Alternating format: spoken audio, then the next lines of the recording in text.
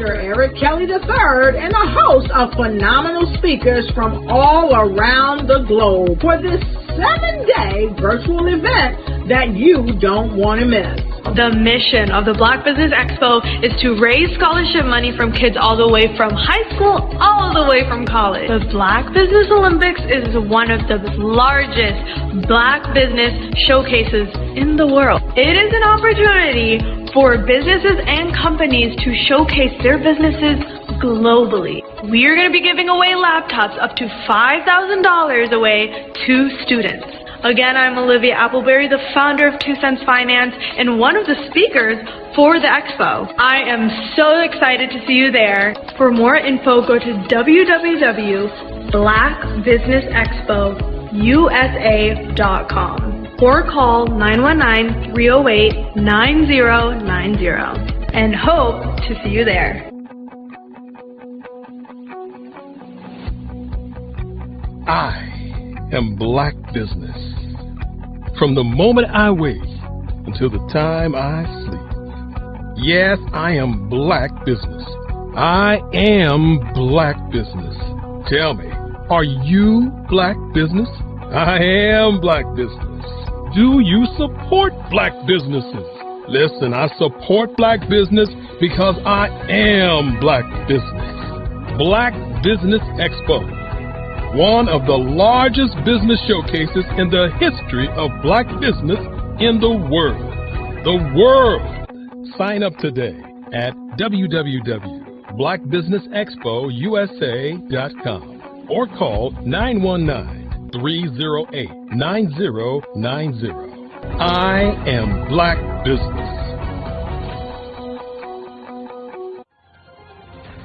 I am Black Business. From the moment I wake until the time I sleep, I am Black Business. I am Black Business.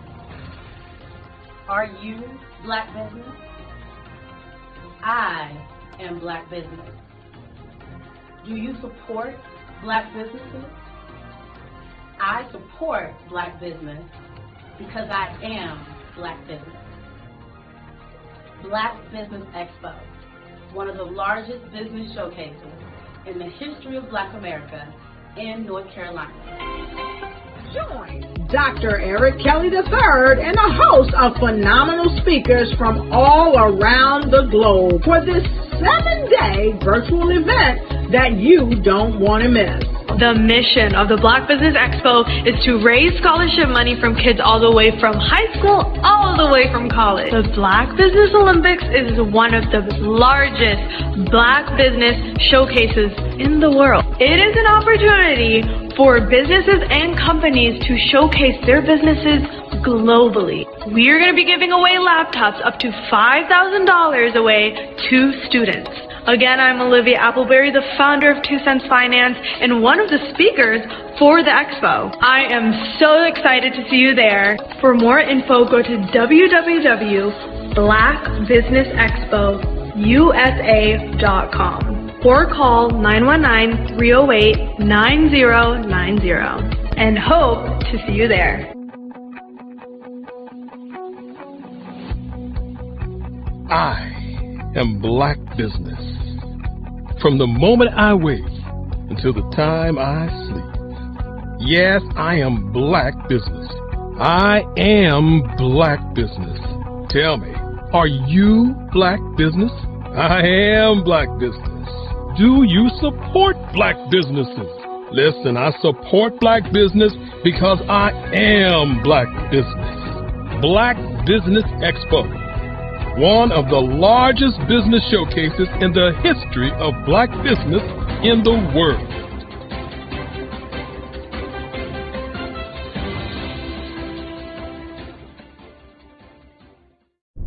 Absolutely.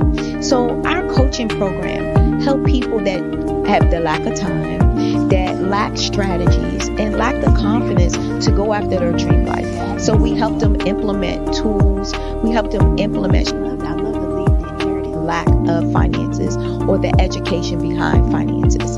But it wasn't until I lost my firstborn, my only son, that life changed for me. And where I was going after it all, living the corporate life, hit my 6-figure income, and living in my dream house with my dream man, driving my dream car. Wow. I nearly lost it all. Wow. When I lost my son. And so I realized it only takes one financial catastrophe that can change your entire life.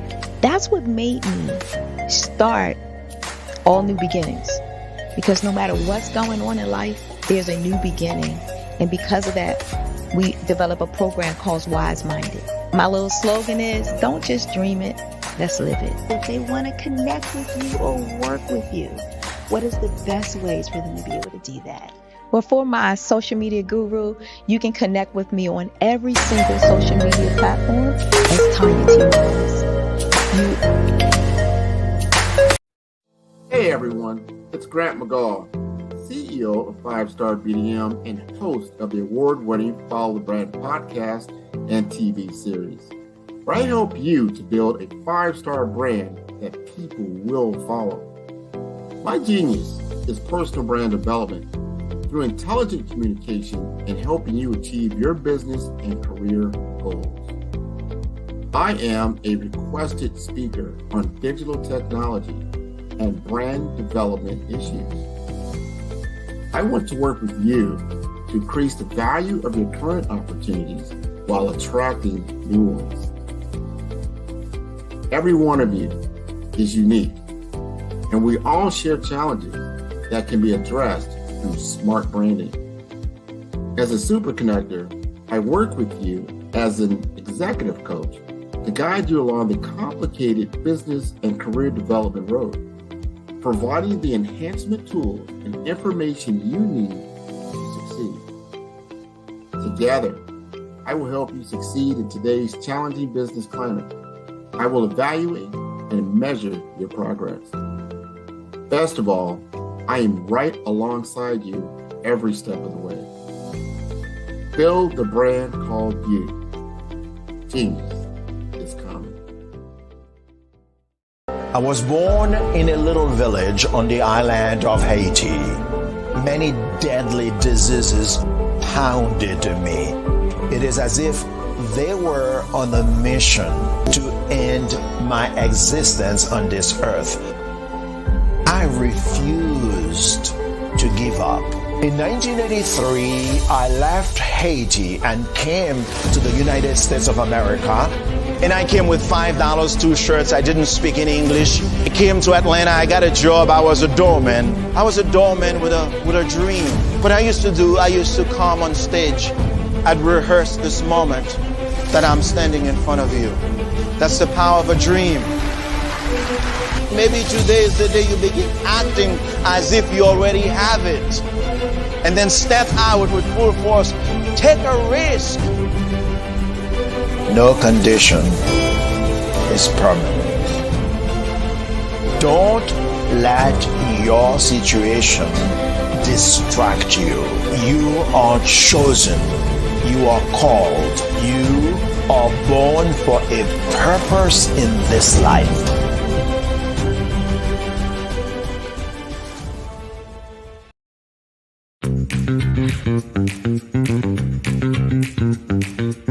It's time for you to start bossing in social media. For all your social media needs, you've come to the right place at the right time to get your website designed, landing page, social media platforms, and get the training you need to get in front of the people that's ready to buy your products and services. Let me train you with StreamYard, Zoom, Clubhouse, and much more. And let me help you get your virtual professionals, not assistants, because assistants can only assist you, but the virtual professionals can give you that professional flavor that you need to expand your reach and increase your revenue. Jump on in and get in where you fit in and start boxing today.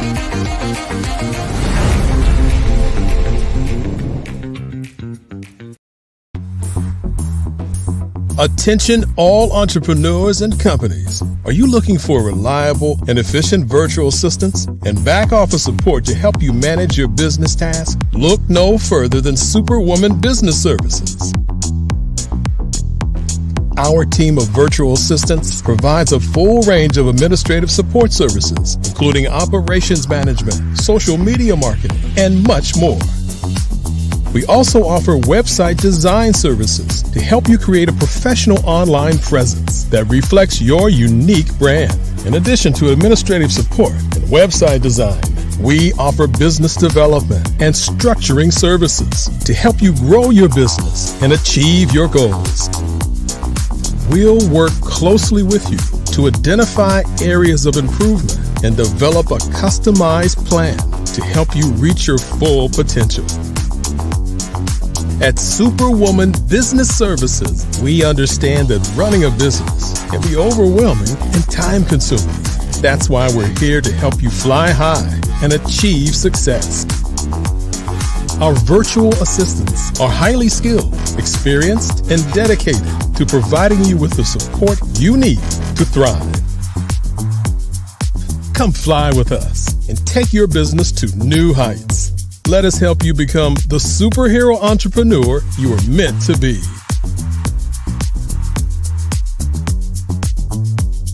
Contact Superwoman Business Services today to learn more about our back office support services.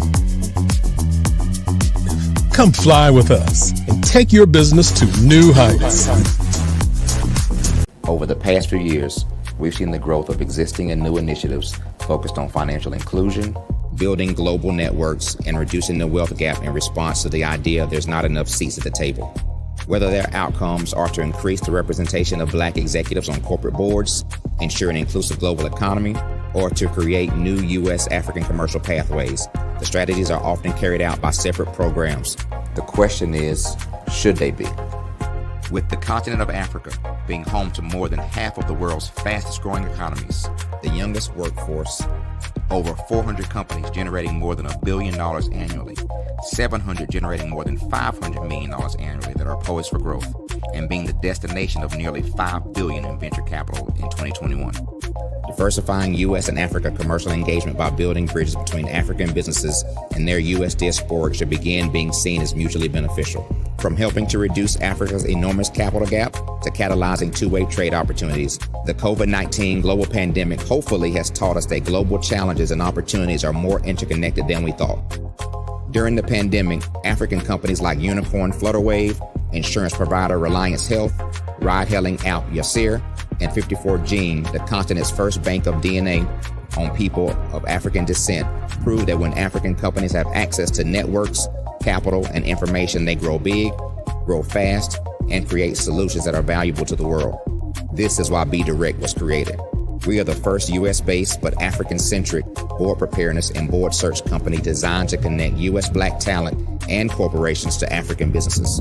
Unique and fundamental to BDirect's success is our process of helping board candidates adapt their experience and networks to an African context before they're connected to high-growth companies that are looking to locally and globally scale. From our focus groups with African business execs and government leaders, we don't ignore the sentiment that business is easy, but people are hard. Having a pool of board candidates with hard-to-access networks and extensive experience across the business lifecycle, including successfully raising capital, is table stakes for an initiative like this. So yes, we have that. But corporate or entrepreneurial success in the U.S. does not guarantee success in Africa. Developed alongside industry partners on the continent, our training program, BDirect Prep, is designed to transpose their experience to create cultural comfort, understanding, and a commitment to helping businesses in Africa scale. Our board governance sessions are African continental and country specific, integrated with cultural awareness and dexterity training, masterclasses led by African industry execs, and mentoring and coaching from African continental-based facilitators. But even more unique to BDirect Prep, we cap off our training program with an immersion trip to help candidates that have not been to Africa before see and feel Africa's complexity and opportunity from African soil. We all know traditional network-based board placement has historically left a lot of us out of ever really being in the paid board pipeline. Our strategy supports the work of many great organizations that are successfully filling seats at U.S. board tables by creating more tables for those that are still left on the sideline. It's time to start seeing the role and value of U.S. Black talent and businesses on the continent of Africa differently. Old perceptions and habits limit economic inclusion. Let's transition Black talent and the African businesses they will support from the periphery of the global economy to its core.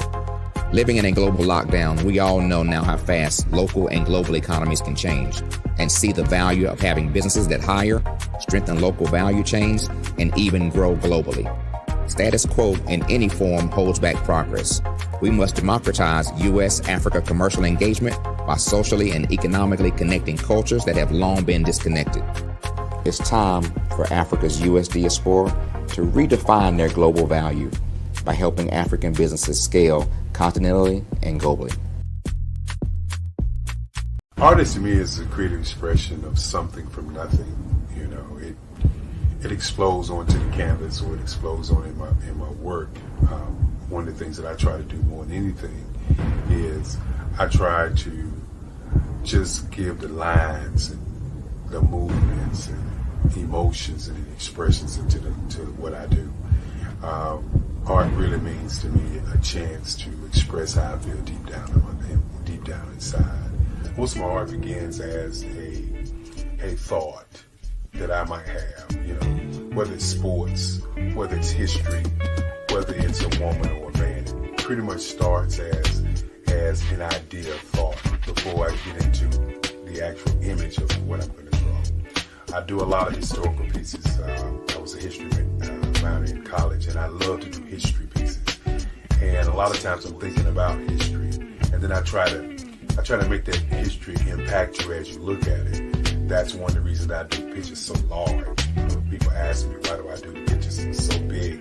And I tell them, I want the piece to impact them as they're looking at it. To kind of dominate them, dominate their space.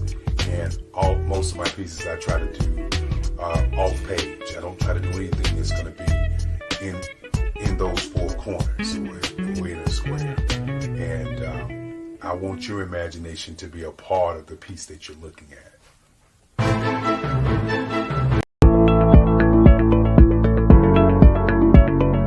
Prepare for what's coming and dominate in economic winter. Stand strong and thrive by showcasing your great products and services globally through the Black Business Network and Black Business Olympics. The Black Business Network has showcased over 2,000 companies with over $7 billion in sales each year. Over 10 million attendees have viewed the rebroadcast each month. Through the Black Business Olympics, unique styles of business training and mentoring are turning students into business owners and entrepreneurial warriors who will dominate in any economy. Gain the ultimate advantage of the Black Business Olympics, 7 days of unbelievable topics and speakers speaking around the globe. Donate your time and experience to provide expertise and scholarships to students worldwide and change the world. Now, more than ever, new insights, tools, strategies, and capabilities are needed. This is your chance for a major presentation to the world. Fill out the form and join the more than 2,000 speakers who have presented to over 200 countries.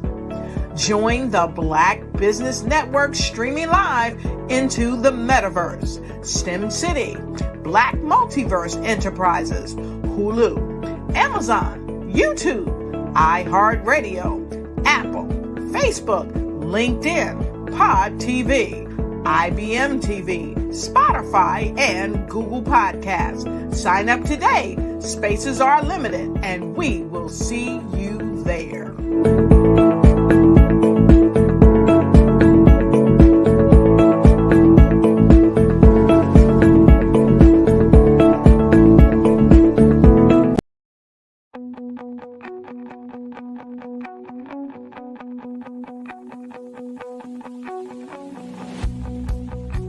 I am Black Business.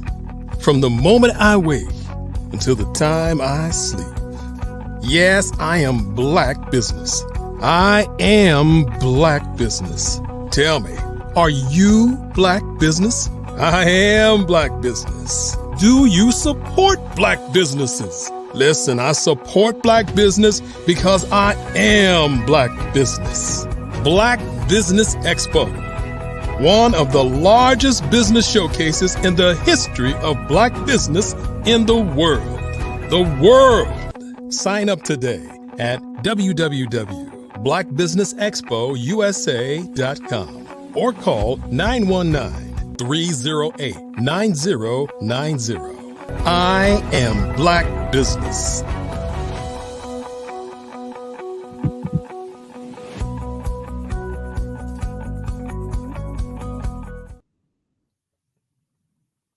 Good afternoon to all you business owners, entrepreneurs, thought leaders, and corporations. Welcome to the Black Business Network. My name is Sidney Wormsby, and I'm your business moderator for this afternoon on the Black Business Network.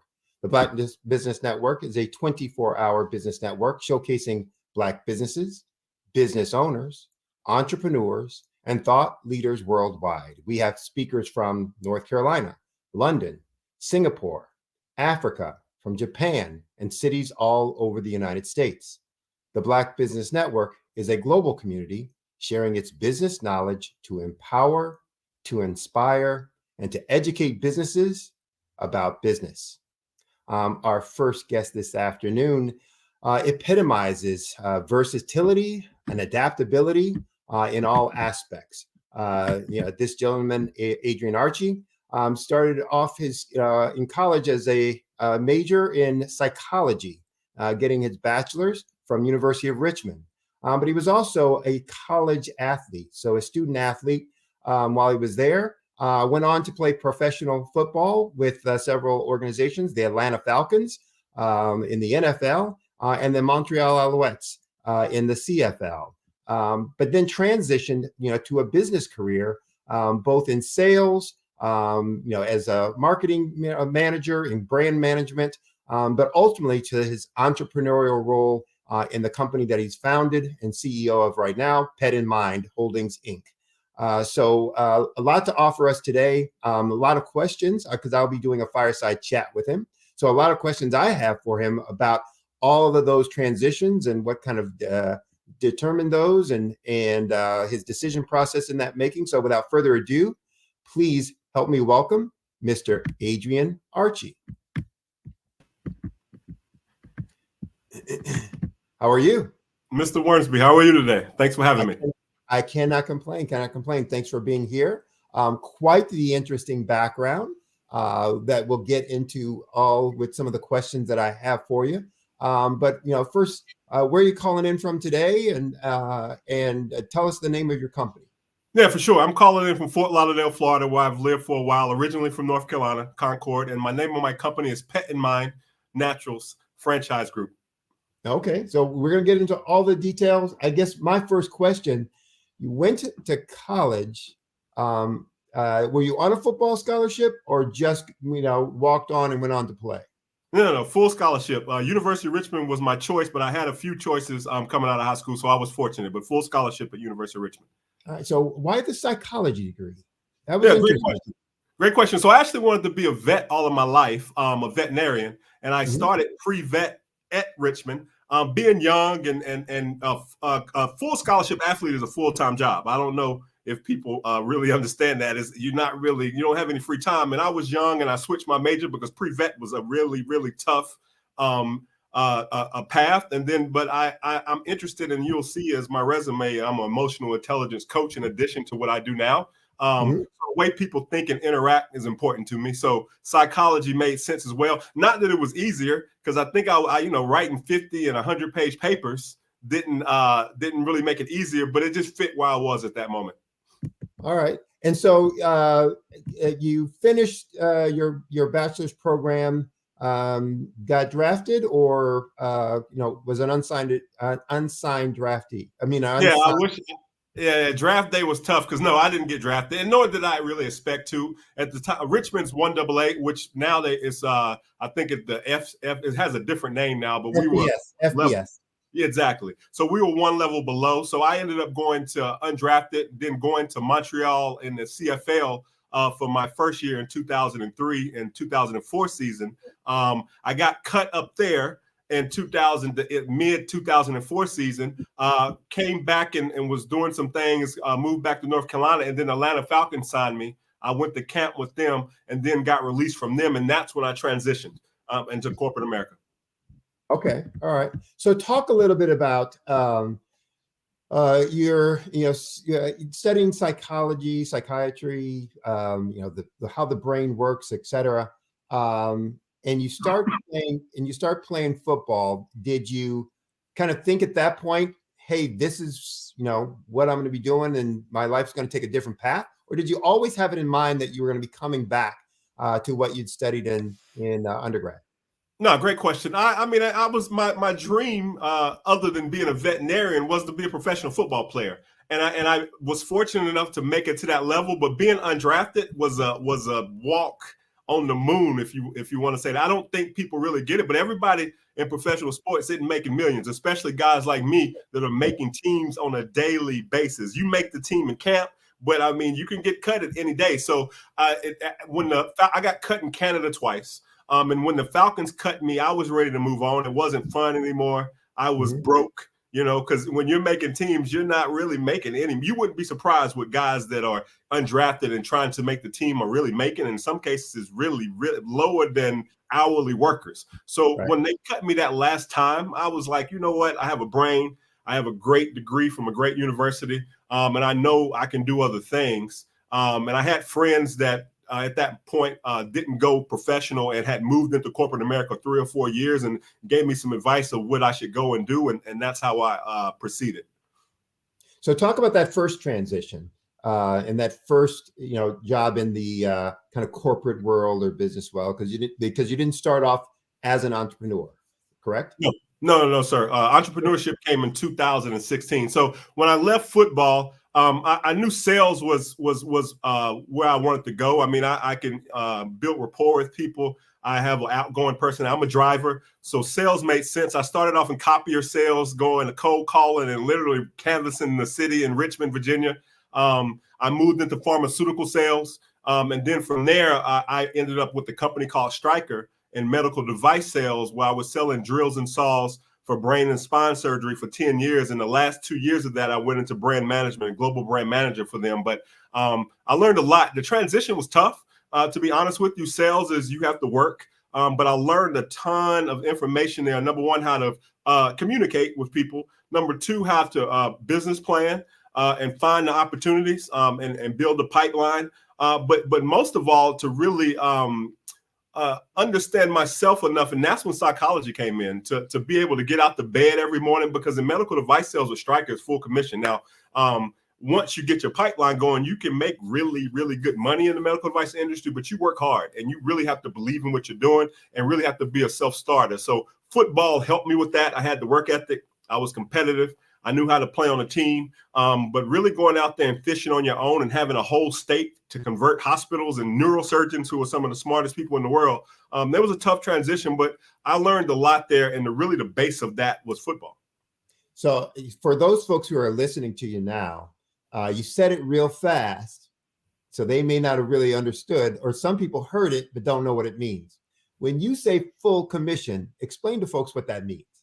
Yeah, full commission can mean a lot. I mean, if you're entry level and cold calling people for like an insurance company, full commission may be a really tough gig because you're not making tons. But medical device sales, you have medical device reps, and depending on what sector they're in. I was in neurosurgery, which is always advancing and having new technology. But you have guys out there making mid six figures and higher in full commission. So the way it worked with my particular role is you had a base product and you had a capital product. You had to sell the capital product into the hospital, which was, a big sale. But the base product is what they used every single surgery and threw away, is where the real money that you made every month came. So just understanding how your commission base works. The full commission scares a lot of people. But what you'll find is in most full commission jobs, especially at a corporate level, you can make the most money. But full commission means it's no salary. You only get paid. Yeah, you're lying out on the Serengeti and you kill what you eat. Right. That's what I want folks to understand who may not be familiar. It's like full commission means, hey, I either make a sale or I don't eat that week. or that month or whatever it's going to be. So, yes, it's a high pay rate, but you got to convert. You got to work. It's no days off, to put it that way. I mean, even when you have nothing to do, you need to create some activity. All right. So what made you leave kind of the corporate structure and doing sales to being a founder of a company and going the entrepreneurial route? Yeah, for sure. So, I mean, I've been in corporate America at that point about 14 years. I was a little weary. I went internal. So being out in sales, my manager was in 4 states away, right?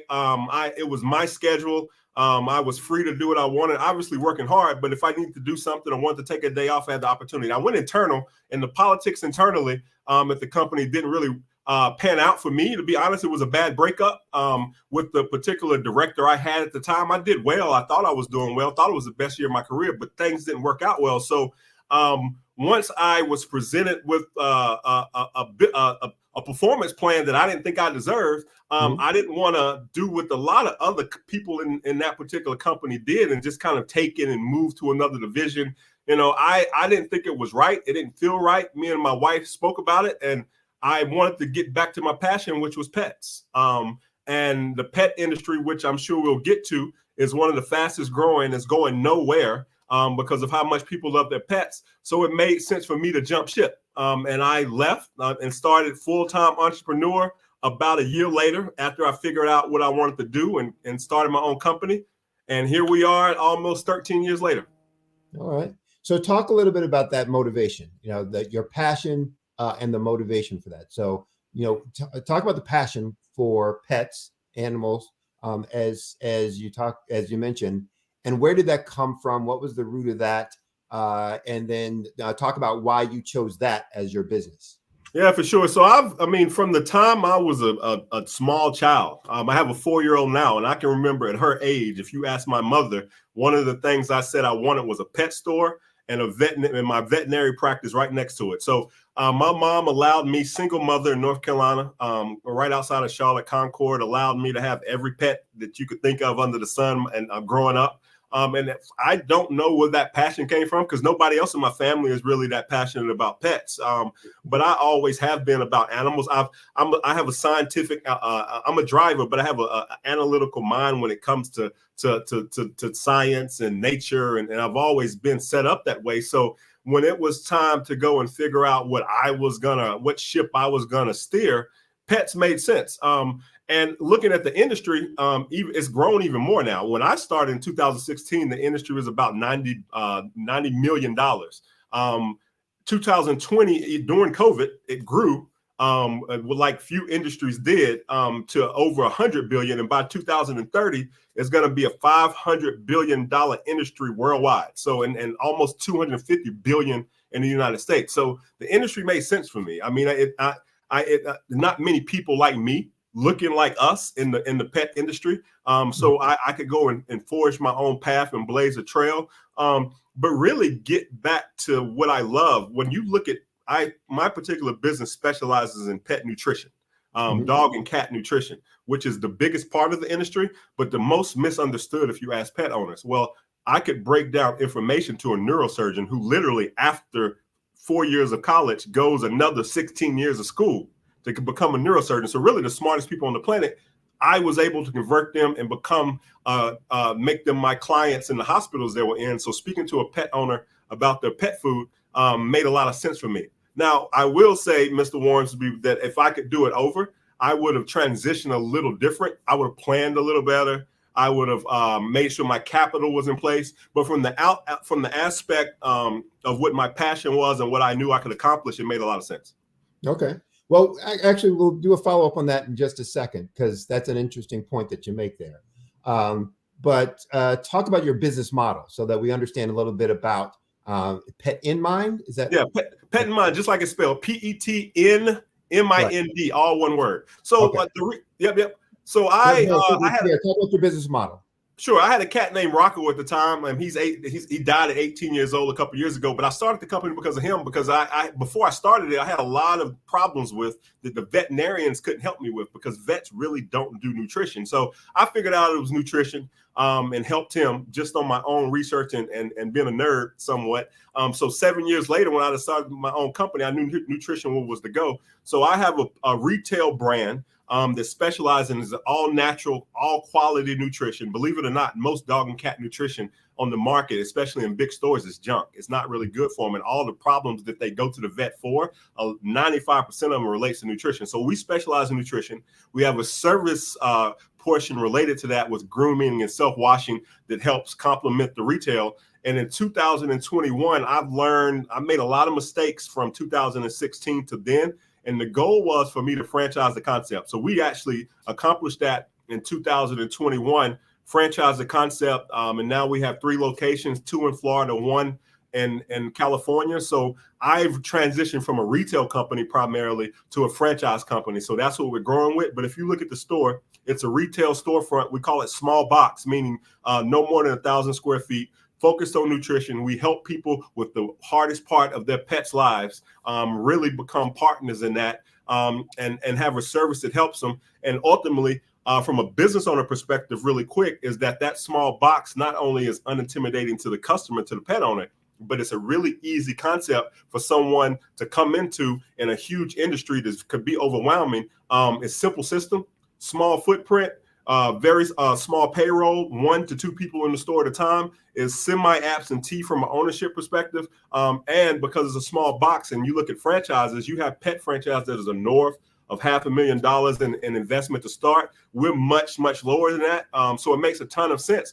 But we have a concept that is top notch in the industry that's growing. So that's the business model that is kind of grown to where we're at now as a franchise company. So talk about your transition into being a founder and owner, and even having your passion being pets, knowing that you wanted to focus on nutrition. Why did talk about why you chose the founder route versus the franchise route? Because there were other, pet stores out there where you could have been a franchisee, et cetera, et cetera. Talk about why you chose that route, and talk about the transition you had to make then from being in sales, being in marketing, being internal as a manager or leader, to all of a sudden, being out there on your own. Yeah, great question. So I actually looked at another pet franchise that's very successful, primarily based in Canada, and they have locations in the United States. And we went back. That's where it took me a year to transition, because we went back and forth for a while. Most of their franchises on the West Coast. I really like what they were doing from a concept perspective and product perspective. And I'm in Florida. So at the last minute, they kind of pulled out because they didn't know how it would work with me being so far away from their base. And I said, I know what, I can do this myself. So I had some capital at the time. Also had a whole life insurance policy that had some cash value in it. So I converted my company, my 401k, which I don't know a lot of people know you can do that, but I converted my retirement into a corporation.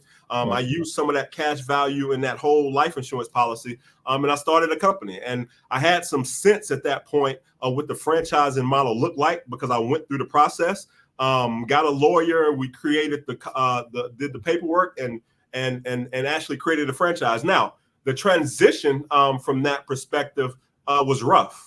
I had no idea what pet retail. I had no idea what retail meant. I was a sales rep in medical devices for years. Had no idea what it meant to found a company. I didn't have a team. I had some money there, but I wasted a lot of it learning, right? Now, I will say that as a franchisor now, and it's kind of a golden lining to all of that, because I wasted a lot of money up front with products expiring because I bought too much, and going through a lot of different bad transitions.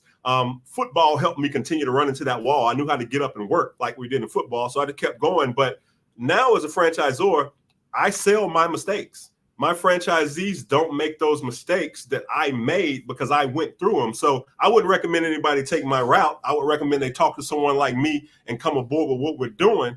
But I'm not embarrassed about that, because it actually helps my business model now to support the people that put their faith in me. But the transition was rough because I didn't, even though I planned well because I knew how to plan because of what I did in medical device full commission sales, I had no idea how to plan a business. I had no idea how to plan being a founder and growing a team and capital management and budgets and cost of goods and all the things that I ran into. Right. So let's talk a little bit about that in the transition. And you'll see from my question, the transition from football to here. So you talked about some of the mistakes that you made, and one of the things that you think, hey, is a plus out of that, silver lining out of that, is the fact that now you can sell your mistakes, in terms of being a benefit to your franchisees. Talk about then the benefit, the values of a coach, and think about it from your football days and talk about that versus here. And I'm a business growth coach, Sure. So or business growth imagineer. And one of the things I always tell folks is everybody needs a coach. Agreed. Even professional athletes who are getting paid for being, for playing, use a coach. Talk about what you felt you made as mistakes, how a coach would have benefited, you in that respect. And what advice you would give to folks about utilizing mentors, coaches, people who can show you the path and show you the way. No, I think it's everything. And at the time, I didn't really. It's funny because I had coaches from the age of 6 to the age of about 24, 25 with football. But when I went into business, I didn't recognize it at the point. I'm also an emotional intelligence coach now, as well as a franchisor. So I truly believe that coaching is necessary. My coach in college, my head coach, Jim Reed, I still am in contact with now, and he sees me on social media and he'll give me advice then and I'll take it. That's how much I believe in coaching, and having a good one. If I could do it over, I certainly would have, number one, spoke to somebody that had a retail background, someone that knew how to coach Black entrepreneurs. Because even now, I'm the first African-American in the franchise industry to franchise in the pet industry successfully. So even now, I'm still kind of at the edge all the time. So what you'll find when you're founding a company is and I say this very candidly, is your toes are on the edge, and you need somebody like yourself, Mr. Wormsby, that speaks to a lot of business owners, has experience of the challenges that you face, not just business challenges, but mental challenges, emotional challenges. I mean, I was depressed for years because I transitioned from a company. I didn't feel like it ended right. And then I went and started and sat in the retail store every day. So the depression I went through alone would have made most people quit. Football helped with that because the only thing you know how to do in football is work. And I mean, football never ends. And I'll end what I say with this, and hopefully I answered your question or we can expand on it.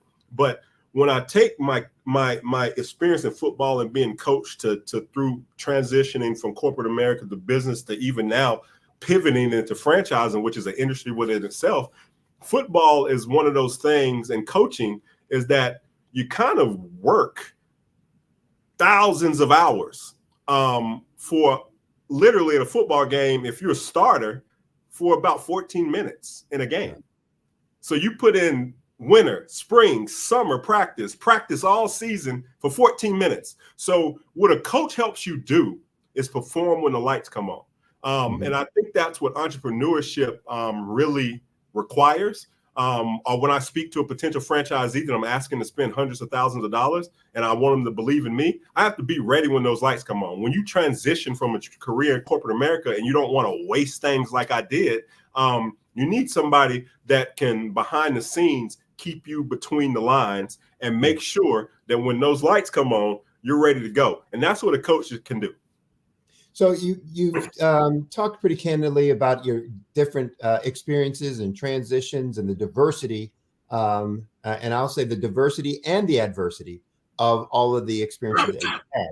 Talk a little bit about the mindset that you feel is necessary to be able to make those kinds of transitions, and what helped you in kind of identifying, hey, this is the transition I want to make, going from football to medical sales, to go from medical sales to managing medical sales, to, leave there on a bad experience. And, I didn't like the way that was run, but I'm going to go do something on my own now.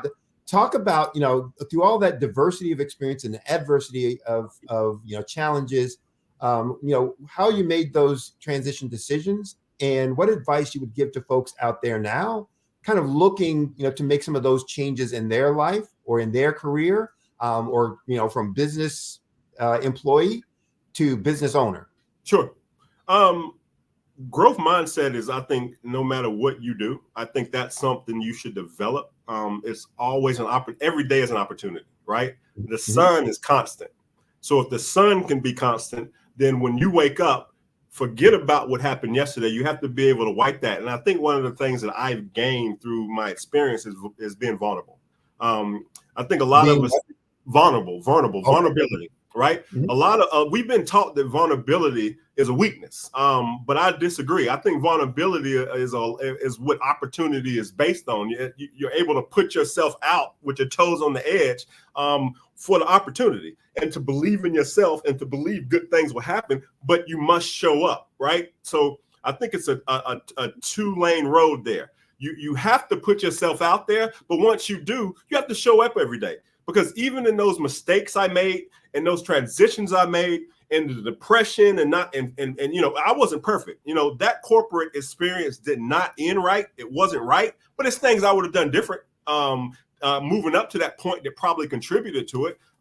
But at the same time, I had to understand that when I make these decisions, I have to show up in it every day. And I think that's where a lot of people may go left or right and get outside of what they decided they wanted to do, is that they don't show up every day. And that's what I did that allowed me to overcome some mistakes. Some mistakes I'm still working out of, because you can't just replace things right away. But one thing I can guarantee you, which I learned from football, is I'm going to show up every day. You start off in the first quarter, second quarter, third quarter, but the real meat of a football game is the fourth quarter.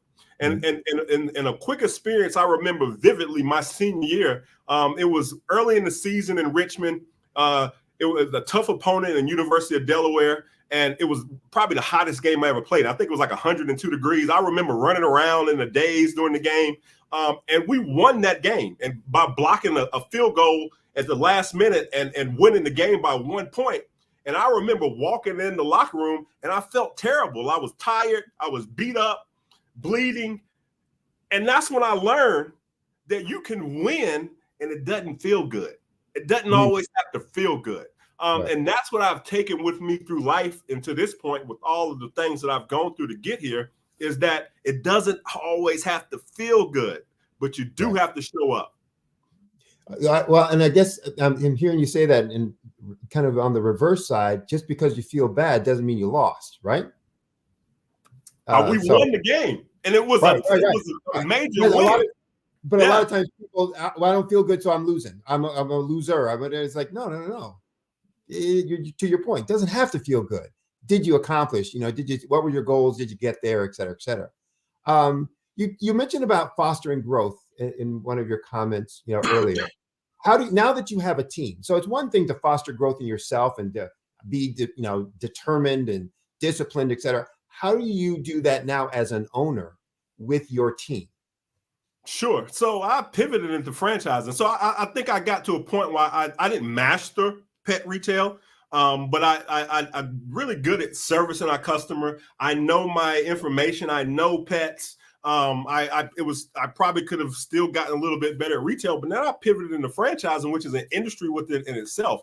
And now I have franchisees in addition to a team, right? So when you look at those franchisees, they're spending sometimes their life savings to come aboard on what my idea is. And they look at me not only as a mentor and as a founder, but they look at me as responsible for their success. So probably one of the things that I've had to get better at is I've always been a people person. And I think almost to a fault, sometimes I love to see people succeed. And I love being a part of it. So that makes me a great franchisor. But I think time management and having standard operating procedures. So I don't always, it's not always putting out fires. here is how it works. Here is what you should do on a regular basis. It's not going to be easy starting out, but this is the template. And that's what I built my team on. And then another point to that really quick is that at first I was hiring people to kind of fill space or give me a break, or you do marketing, do this. Now what we've gotten better at is hiring people for the company's going, right? Mm-hmm. So it may not be a perfect person, a perfect position for right now, but as a franchise, we have to grow locations. I can't do it all. I can't be in California to help Rebecca when I'm in Florida, and I have to run to a franchisee when I'm done with this particular presentation today. I have to hire people that can help me grow the business on a macro level and not just what I need in the moment. And that's what I've really started focusing on now, is that as we expand what we're doing, I have to have people that can train people and keep them on board as while I'm focused on raising money and doing different things. So it really becomes having a standard operating procedure that everybody can follow, so that a day-to-day fires aren't always something that we're putting out. Good. I always talk about that most folks, most business owners spend about 20% of their time on the things that drive 80% of their revenue and profits. And people always say, well, if that's true, why does that happen? And I say for two reasons: firefighting and rat killing. We spend all of our time fighting fires and killing rats rather than the things that are going to, actually, help us grow, et cetera. So I get that. Now, you were mentioning earlier that you also do emotional intelligence coaching. So why don't you talk a little bit, so for those who are not familiar with that term or that phrase, what it is, and then talk a little bit about the role you think, and believe that plays in leadership, that plays, in basically, managing all the changes that come about, especially in this day and age with, technology, how fast, those changes happen and how fast we need to adapt, et cetera. So talk about EI and the role you think it plays in both leadership and in adaptability. Yes, sir. So it's funny. You asked me earlier that I see psychology being something I would do down the road.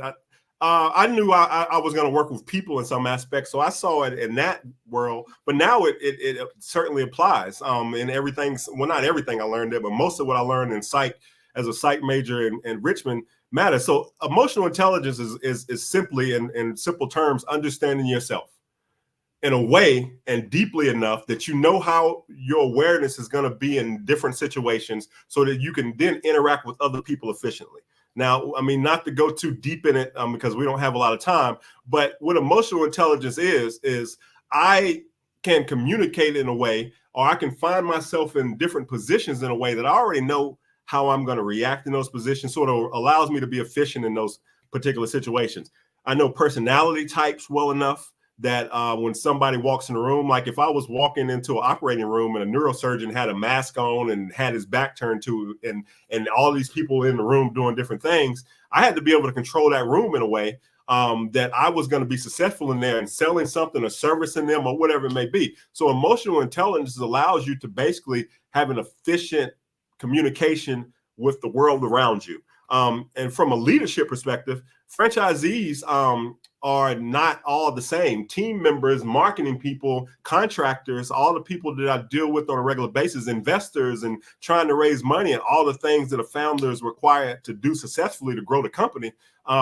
Emotional intelligence is, in my opinion, one of the most important things. I mean, there's tons of research and tons of stats out there that show that the highest performers in corporations have the highest emotional intelligence. It's a real thing. It's a bit of a new science. So emotional, the word, I find, you get all kinds of reactions, a lot of times negative. So sometimes I don't call myself an EQ coach. I have other names that I say, but emotional intelligence allows you to put everything together, right? I have all these different skills. I have athletics and competitiveness. I have corporate and business planning and team building. I have entrepreneurship and founding, and now I'm a franchisor. My emotional intelligence allows me to kind of synergize all of those different things and be successful and really in a situation that puts me in not perfect, but efficient. And that's, so yeah, I think it matters. I think more people should focus on building it, especially if you want to grow into a leader. We only have a couple more minutes, so unfortunately, I only get to ask you a couple more questions, and Yeah, I'll for sure. give I'll be you quick. some time also to tell folks how to get a hold of you. But looking at your experiences as an entrepreneur, as a business owner, as a founder, etc. Talk about what you feel has been the most rewarding aspect of that experience. And well, I'll leave it there. What's the most rewarding aspect of being an entrepreneur, being a founder, a CEO, that you'd like to share with folks? Yeah, I know I'm capable. And I don't mean that I'm perfect or I'm special. No, I know I'm capable. I think that's I've done a lot of different things and been successful in all of them, but and not perfect. Some of them have failed. Some I'm still growing. But I probably I'm the first African American in the pet industry to franchise successfully. That's special to me. I'm forging a path in the industry that I think more of us need to be in. It's an industry that grows through COVID. It grows through recessions. It's few of us here. So it's a big opportunity for minorities, especially African Americans, to come into an industry that we don't have a lot of people in that can be successful long term and build some generational wealth. So I'm proud of that. I'm proud to be a pioneer in the industry, but I'm really proud that I've been able to feed my family and overcome a lot of obstacles getting to where I'm at simply because of my emotional intelligence, as well as just God-given talent and being blessed. So, but it's really forging in an industry that not of us allowed in, and that's my goal with my franchise, is to bring more of us. Okay. Well, I only get one more question, ton more that I want to ask, but I'll end with the question that you just led me to. You said that was your goal. So talk about the view ahead. Sure. And talk about what your goals, objectives, aspirations are for the future. And you can talk about those just professionally. You can talk about those just personally. You can talk about those professionally and personally, whichever you want to leave the audience with. Yeah, for sure. I'm a God-fearing man, so I want to continue to grow in my faith. I'm a Christian, and that's important to me as I grow. Number one. Number two, I'm a husband and a father. I'm a family guy. I didn't have a father growing up, so it's important to me to be successful there, and that's not always easy as a founder. And then from a business perspective, I want to grow my business in a way that, number one, we bring more minorities, especially African Americans, into the pet industry. We have 2 African American franchisees. We have another family that are immigrants from Israel on the E2 visa. So to me, that's special. If you look at business ownership in the pet industry from a Black perspective, we're less than .something%. I was one of the few for a long time. So we can increase that. The biggest opportunity in the pet industry is minority pet owners. And it's definitely minority business owners, because we have to service those minority pet owners as they come. So I want to grow the company and see more of us in the industry that can really create generational wealth and doesn't have the risk of other industries that we normally go into. The pet industry is going to grow billions of dollars into the future. It's going to go through recessions. It's going to grow through anything that we see. So that's my goal, is to increase our presence in the pet industry, and then be just a good human, be a good father, a good husband, and help people get to their dreams. That's my goal. Simple. Cool. Well, that's great goals, great objectives. I think everybody can salute those. So, and before I give you a chance to talk to folks about how they can reach you, I do want to make sure I stay in contact with you too. I work with a not-for-profit that is uses sports to develop youth, and I'd love to have you talk with them and kind of tell your story and your recommendations for some of those. But we're gonna have to cut it here. Talk to folks about how they can reach you. So, what's the best way for them to reach out to you if they want to know more about how they can invest in your business? What they can do in terms of the pet industry that you've talked about in the growth opportunities there. If they can understand, how to navigate adversity, how can they reach out to you and get a hold of you? Yeah, for sure. So if most people use LinkedIn, that's a simple one. I'm Skills Synergy Coach on there. Obviously, you can find me under my name, Adrian Archie, on LinkedIn. That's a simple one. Our website, from a franchising perspective, is www.buyapetfranchise.com. Simple. one word, buyapetfranchise.com. And then Pet in Mind is PETNMIND if you want to check that website out. But I think the easiest way most of us use these days is LinkedIn, and you can find me there. I'm pretty responsive. I put a lot of content out on there from a coaching perspective. All right. Well, it was a pleasure talking with you. Looking forward to staying connected. I know from all the things that you talked about, people got a world of value from it in terms of the experiences, what you're doing, the inspirational story of going from adversity to success and how you manage and deal with that. So I appreciate you coming on. I know the audience appreciates what you had to say and hear, and I look forward to staying in contact with you. Yes, sir. I'll reach out to you on LinkedIn, and thank you, and good luck to everybody out there. God bless you. And as we say, genius is common. I'll see you on the other side. Yes, sir. Thank you so much.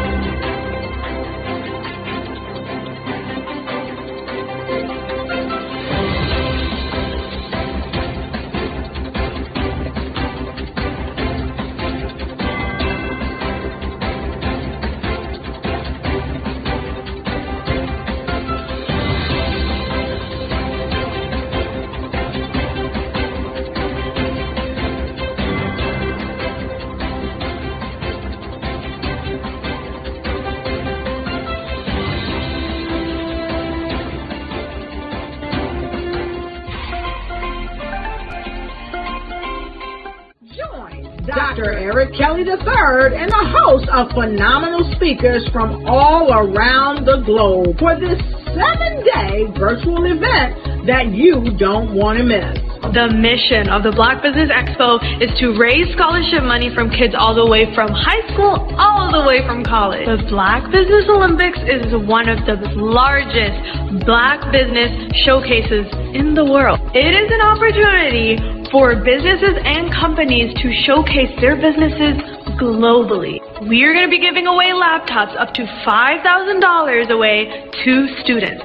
Again, I'm Olivia Appleberry, the founder of 2 Cents Finance and one of the speakers for the expo. I am so excited to see you there. For more info, go to www.blackbusinessexpousa.com or call 919-308-9090 and hope to see you there.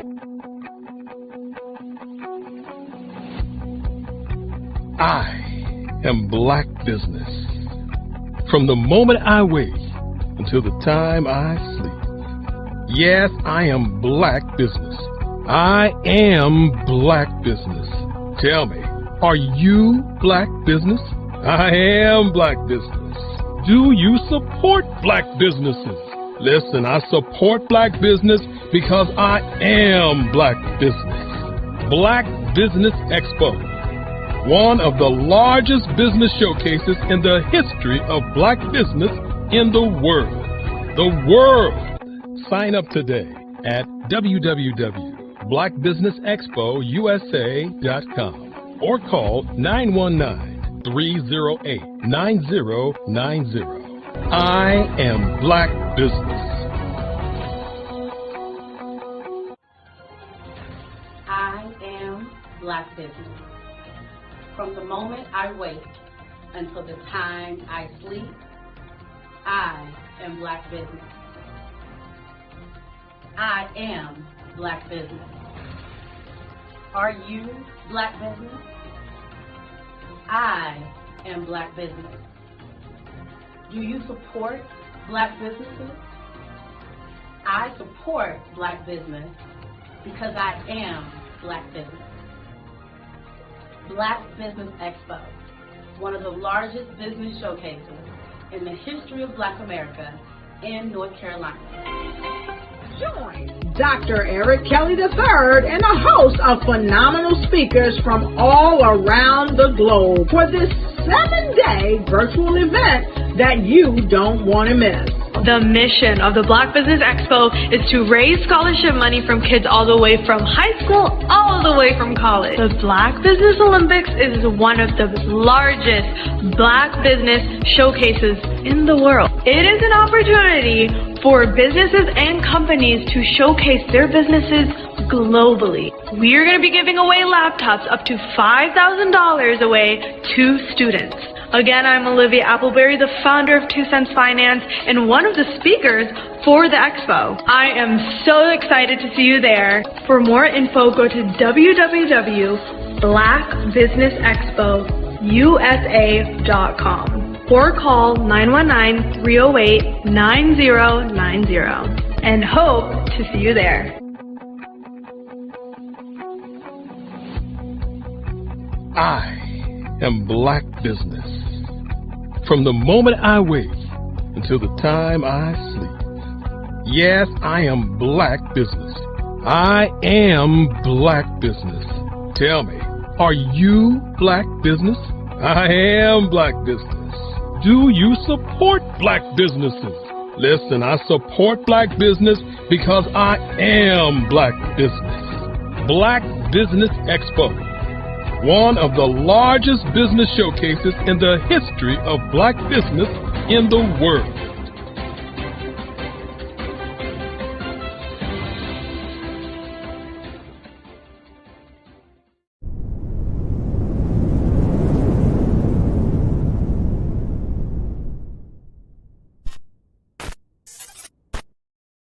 Over the past few years, we've seen the growth of existing and new initiatives focused on financial inclusion, building global networks, and reducing the wealth gap in response to the idea there's not enough seats at the table. Whether their outcomes are to increase the representation of Black executives on corporate boards, ensure an inclusive global economy, or to create new U.S. African commercial pathways, the strategies are often carried out by separate programs. The question is, should they be? With the continent of Africa being home to more than half of the world's fastest growing economies, the youngest workforce, over 400 companies generating more than $1 billion annually, 700 generating more than $500 million annually that are poised for growth, and being the destination of nearly $5 billion in venture capital in 2021. Diversifying U.S. and Africa commercial engagement by building bridges between African businesses and their U.S. diaspora should begin being seen as mutually beneficial. From helping to reduce Africa's enormous capital gap to catalyzing two-way trade opportunities, the COVID-19 global pandemic hopefully has taught us that global challenges and opportunities are more interconnected than we thought. During the pandemic, African companies like Unicorn Flutterwave, insurance provider Reliance Health, ride-hailing app Yasir, and 54Gene, the continent's first bank of DNA on people of African descent, proved that when African companies have access to networks, capital, and information, they grow big, grow fast, and create solutions that are valuable to the world. This is why Be Direct was created. We are the first U.S.-based but African-centric board preparedness and board search company designed to connect U.S. Black talent and corporations to African businesses. Unique and fundamental to Be Direct's success is our process of helping board candidates adapt their experience and networks to an African context before they're connected to high-growth companies that are looking to locally and globally scale. From our focus groups with African business execs and government leaders, we don't ignore the sentiment that business is easy, but people are hard. Having a pool of board candidates with hard-to-access networks and extensive experience across the business life cycle, including successfully raising capital, is table stakes for an initiative like this. So yes, we have that. But corporate or entrepreneurial success in the U.S. does not guarantee success in Africa. Developed alongside industry partners on the continent, our training program, Be Direct Prep, is designed to transpose their experience to create cultural comfort, understanding, and a commitment to helping businesses in Africa scale. Our board governance sessions are African, continental, and country-specific, integrated with cultural awareness and dexterity training, masterclasses led by African industry execs, and mentoring coaching from African continental-based facilitators. But even more unique to Be Direct Prep, we cap off our training program with an immersion trip to help candidates that have not been to Africa before see and feel Africa's complexity and opportunity from African soil. We all know traditional network-based board placement has historically left a lot of us out of ever really being in the paid board pipeline. Our strategy supports the work of many great organizations that are successfully filling seats at U.S. board tables by creating more tables for those that are still left on the sideline. It's time to start seeing the role and value of U.S. Black talent and businesses on the continent of Africa differently. Old perceptions and habits limit economic inclusion. Let's transition Black talent and the African businesses they will support from the periphery of the global economy to its core. Living in a global lockdown, we all know now how fast local and global economies can change and see the value of having businesses that hire, strengthen local value chains, and even grow globally. Status quo in any form holds back progress. We must democratize U.S.-Africa commercial engagement by socially and economically connecting cultures that have long been disconnected. It's time for Africa's U.S. diaspora to redefine their global value by helping African businesses scale continentally and globally.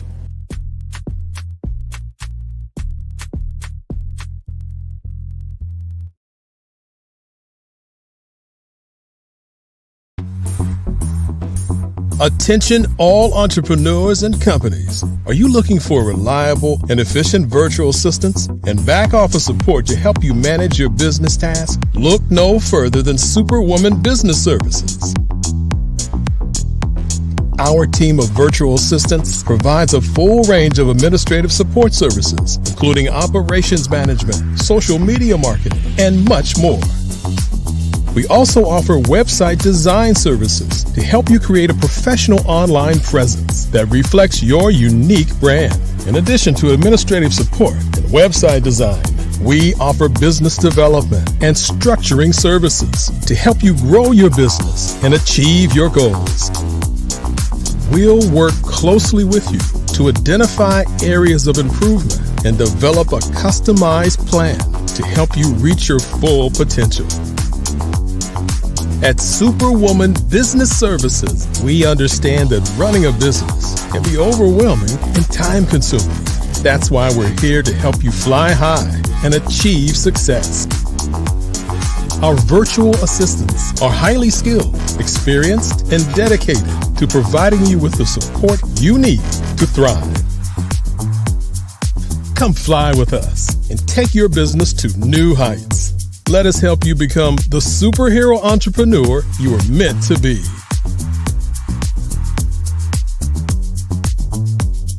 Contact Superwoman Business Services today to learn more about our back office support services. Come fly with us and take your business to new heights.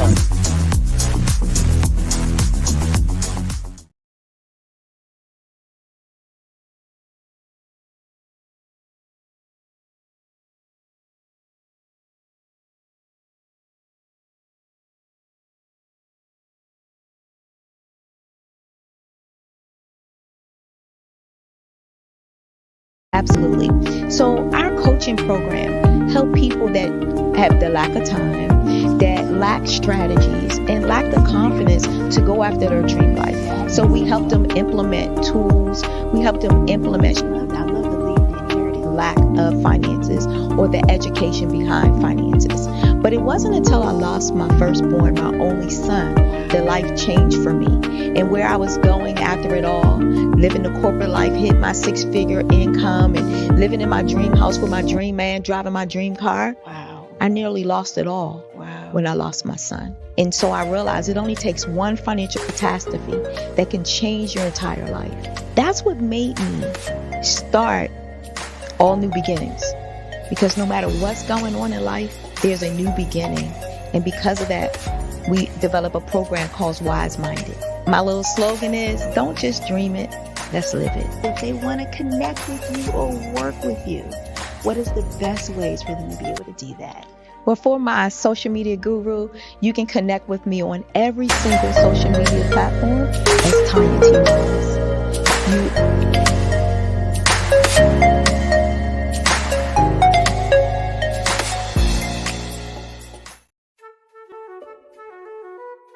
This is Dr. Arnold T. Petsworth. He's the owner of Petsworth Vet World, a veterinary clinic in Hopton, Connecticut. His patients include dog, cat, frog, fish, Goldie, dog, and this alpaca. Due to doctor-patient confidentiality, we can't tell you their names. Business at Vet World was steady, and then Quarantine hit. Neighbors brought new four-legged friends into their homes.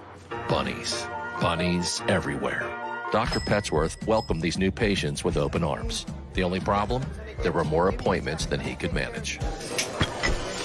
That's when Dr. Petsworth turned to his American Express business card, which offers spending potential that's built for his changing business needs. He decided to hire a new assistant, Julio, and with spending power built for business purchases, he used his card to furnish a new exam room. Together, Dr. Petsworth, Julio, and American Express Business made sure all the pets of Humpton got the love and care they deserve.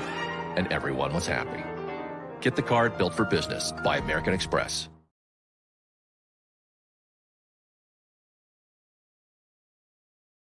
Follow the Brand TV broadcast host, Grant McGaw, as he visits with top executives and entrepreneurs to find out their secrets of success with their personal brand. Follow the Brand TV broadcast host as he focuses on brand development to build better relationships, bring value to your business, relationships, and career. You will enjoy listening to each episode that is tailored to speak to you directly. If you're looking for this type of clarity in terms of building your brand, you have tuned into the right station.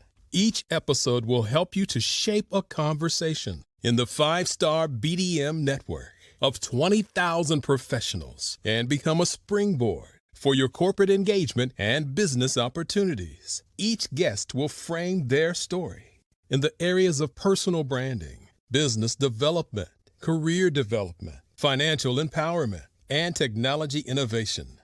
Grant McGaw explains why he is the CEO and owner of his own professional career. Grant is an accomplished business leader and entrepreneur who wants to give back to individuals to grow their personal brand strategy. Tune in as he weaves his story about new possibilities, while to you exceed expectations. If you love storytelling, this show will make for fun.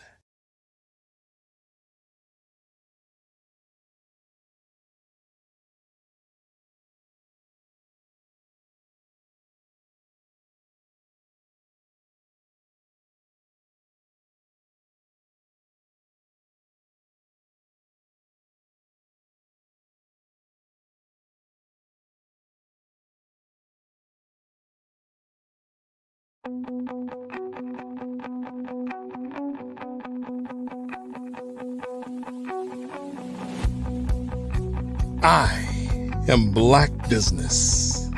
From the moment I wake until the time I sleep. Yes, I am Black Business. I am Black Business.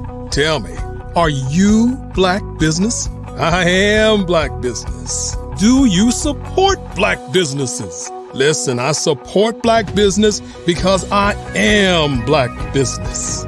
Black Business Expo, one of the largest business showcases in the history of Black business in the world. The world! Sign up today at www.blackbusinessexpousa.com or call 919-308-9090. I am Black Business.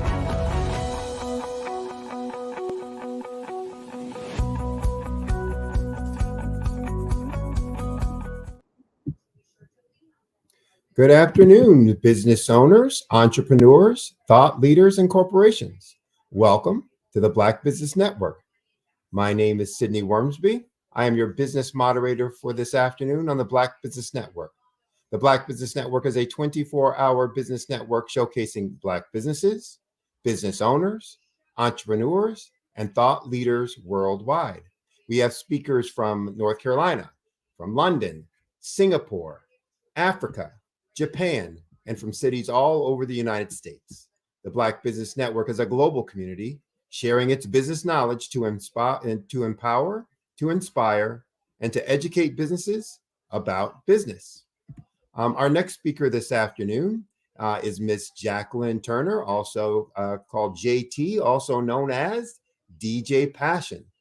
She's a thought leader, brings her personal and professional experiences to help everyone see the pandemic disruption in a new light.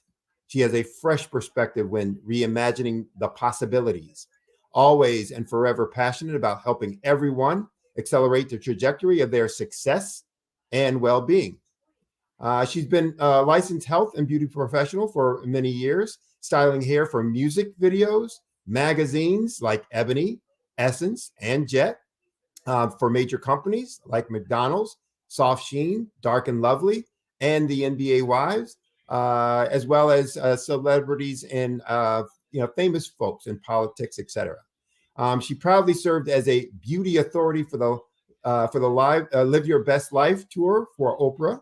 And she's a certified life coach and graduate of Midwest Theological with a background in Christian counseling. So please welcome to our program today, Jacqueline J.T. Turner.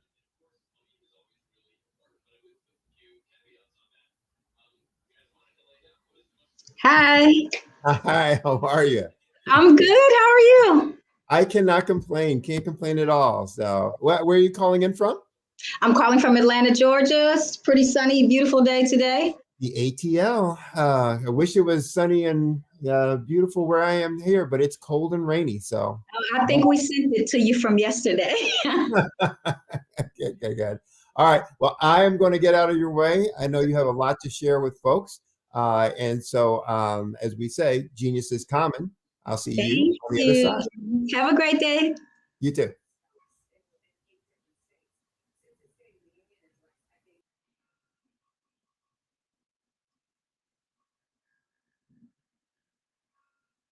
Hello, Dr. Eric? You're on. So you can go ahead and give your talk, or were you? Okay. Right?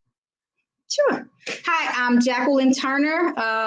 People in insurance or the business call me JT, or if you've heard my radio show podcast, Resource Radio Show, you know me as DJ Passion. So they're giving me this platform to kind of talk about the different things that I do, with everything being really centered and focused on helping other people.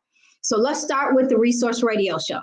Resource Radio Show came about in a very odd manner. I was actually working for a medical facility.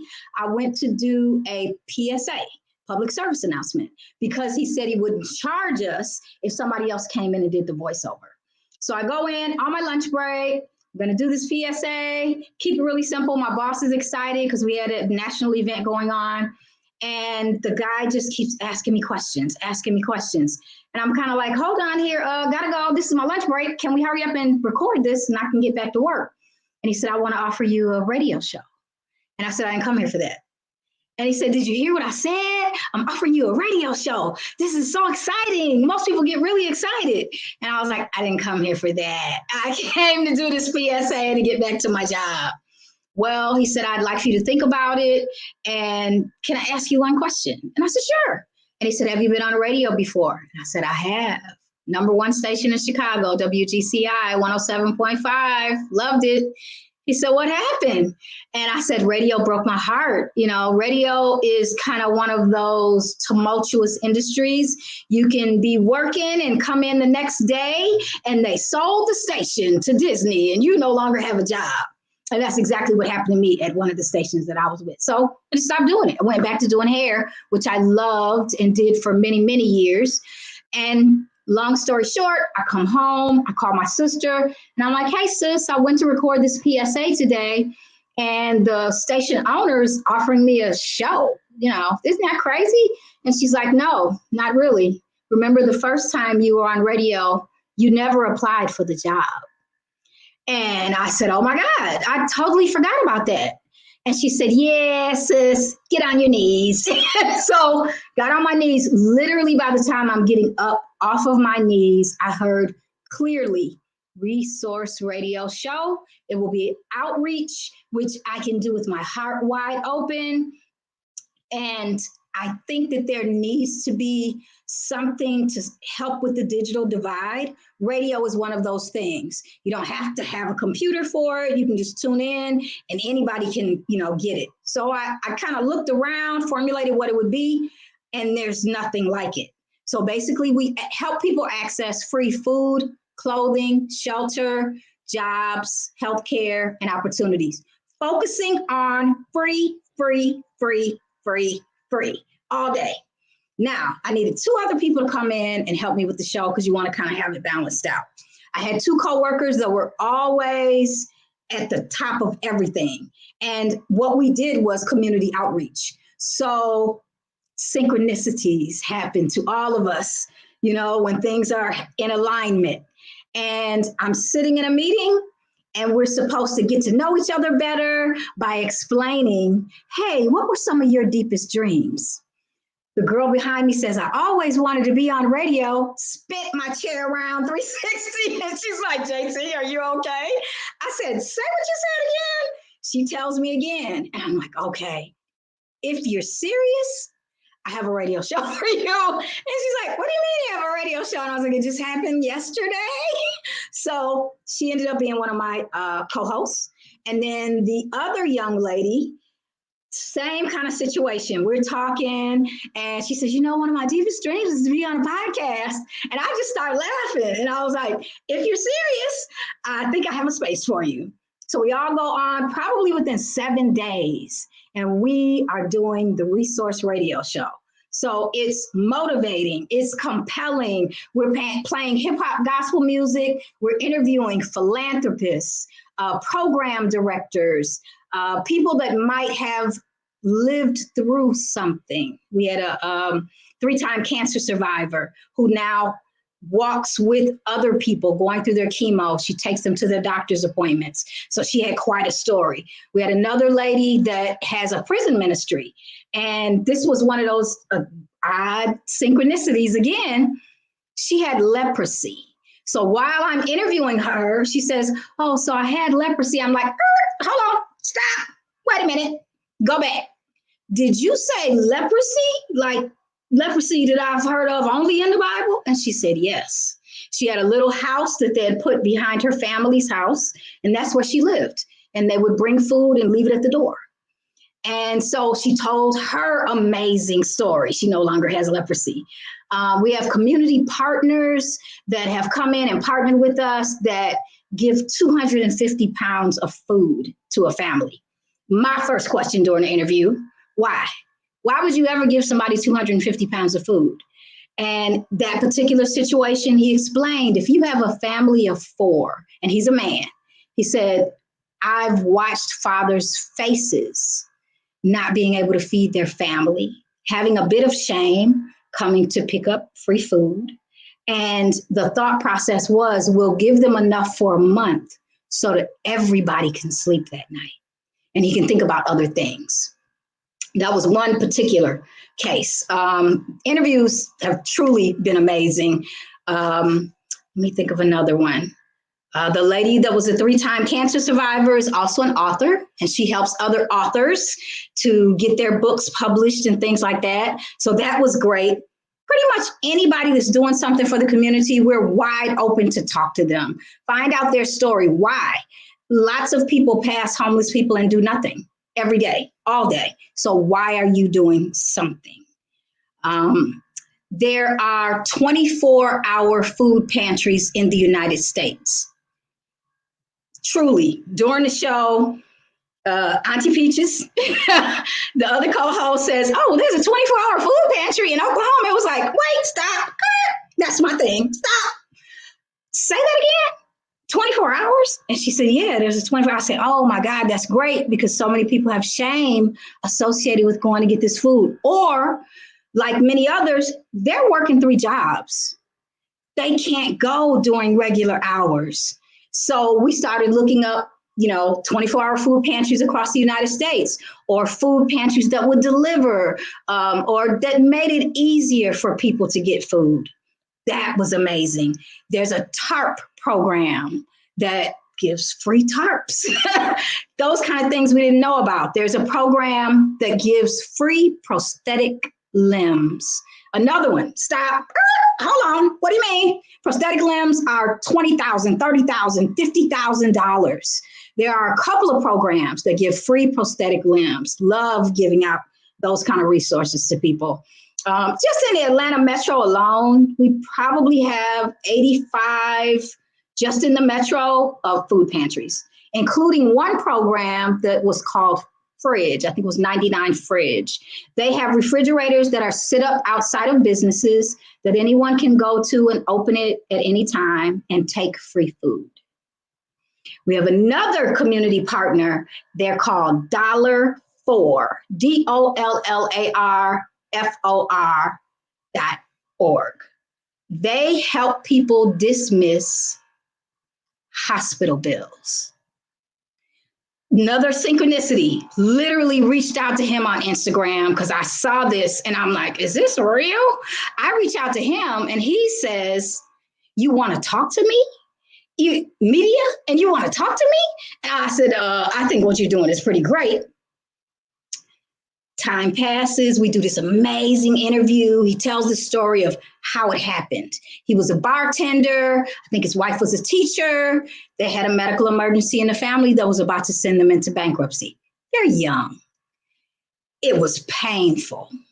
Then they had either a good friend or another family member that had another medical emergency. Let's say all this happened in 30 days. And him and his wife started talking and they said, this runs people into bankruptcy on a regular basis. What can we do? So they put together a database of not-for-profit hospitals across the United States. And they now help people to get their medical bills dismissed.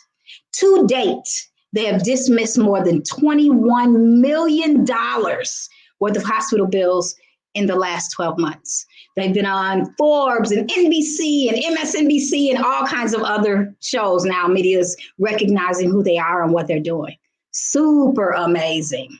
So that's really kind of our specialty. If it's something like philanthropists, if you have a foundation and you're doing something, we are here to shout it out to the world because just about every celebrity I've ever heard of has some sort of foundation. We just don't necessarily know exactly what they're doing.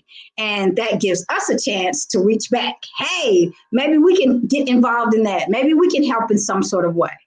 We interviewed one lady who was the director for one of the low income, please check that, low income senior citizen communities. Beautiful. In fact, she was over 2 at that time.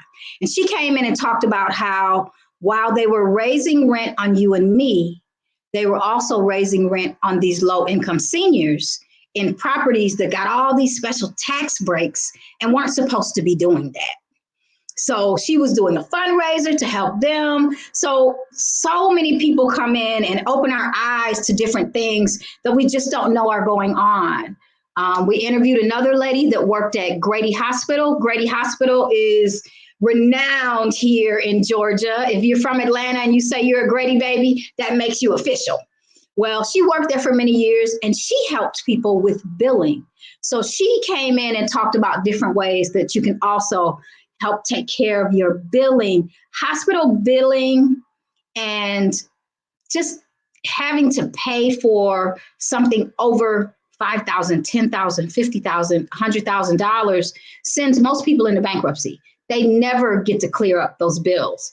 But there is a lever, and she knew about that as well as other types of income that, disabled people can get. And she came in and talked about all of that.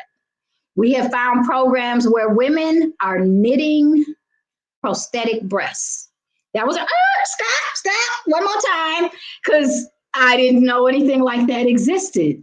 There is a bank for breast milk for women that may be going through chemo or on medication, don't have children, didn't know that there was even a need for that. So that became a discussion also. So we're there to talk about all of that free stuff that's going on, whether it's LAHEAP. LAHEAP helps pay for utilities for disabled people, for seniors, for people in need. There are other programs, and we talk about things all over the country. If there happens to be some sort of a natural disaster, kind of like this thing that just happened in Baltimore, we would talk about, hey, if you need this or that, this is where you would go get it, like the TARP program. Found out about that during one of the floods. I know they're doing tiny homes out in LA. We would discuss things like that also. So that is the Resource Radio Show. It's a lot of fun. We're going to be coming to 109 The Blaze, a brand new hip hop station in Atlanta. I am super excited. We have a community partner that also has jobs.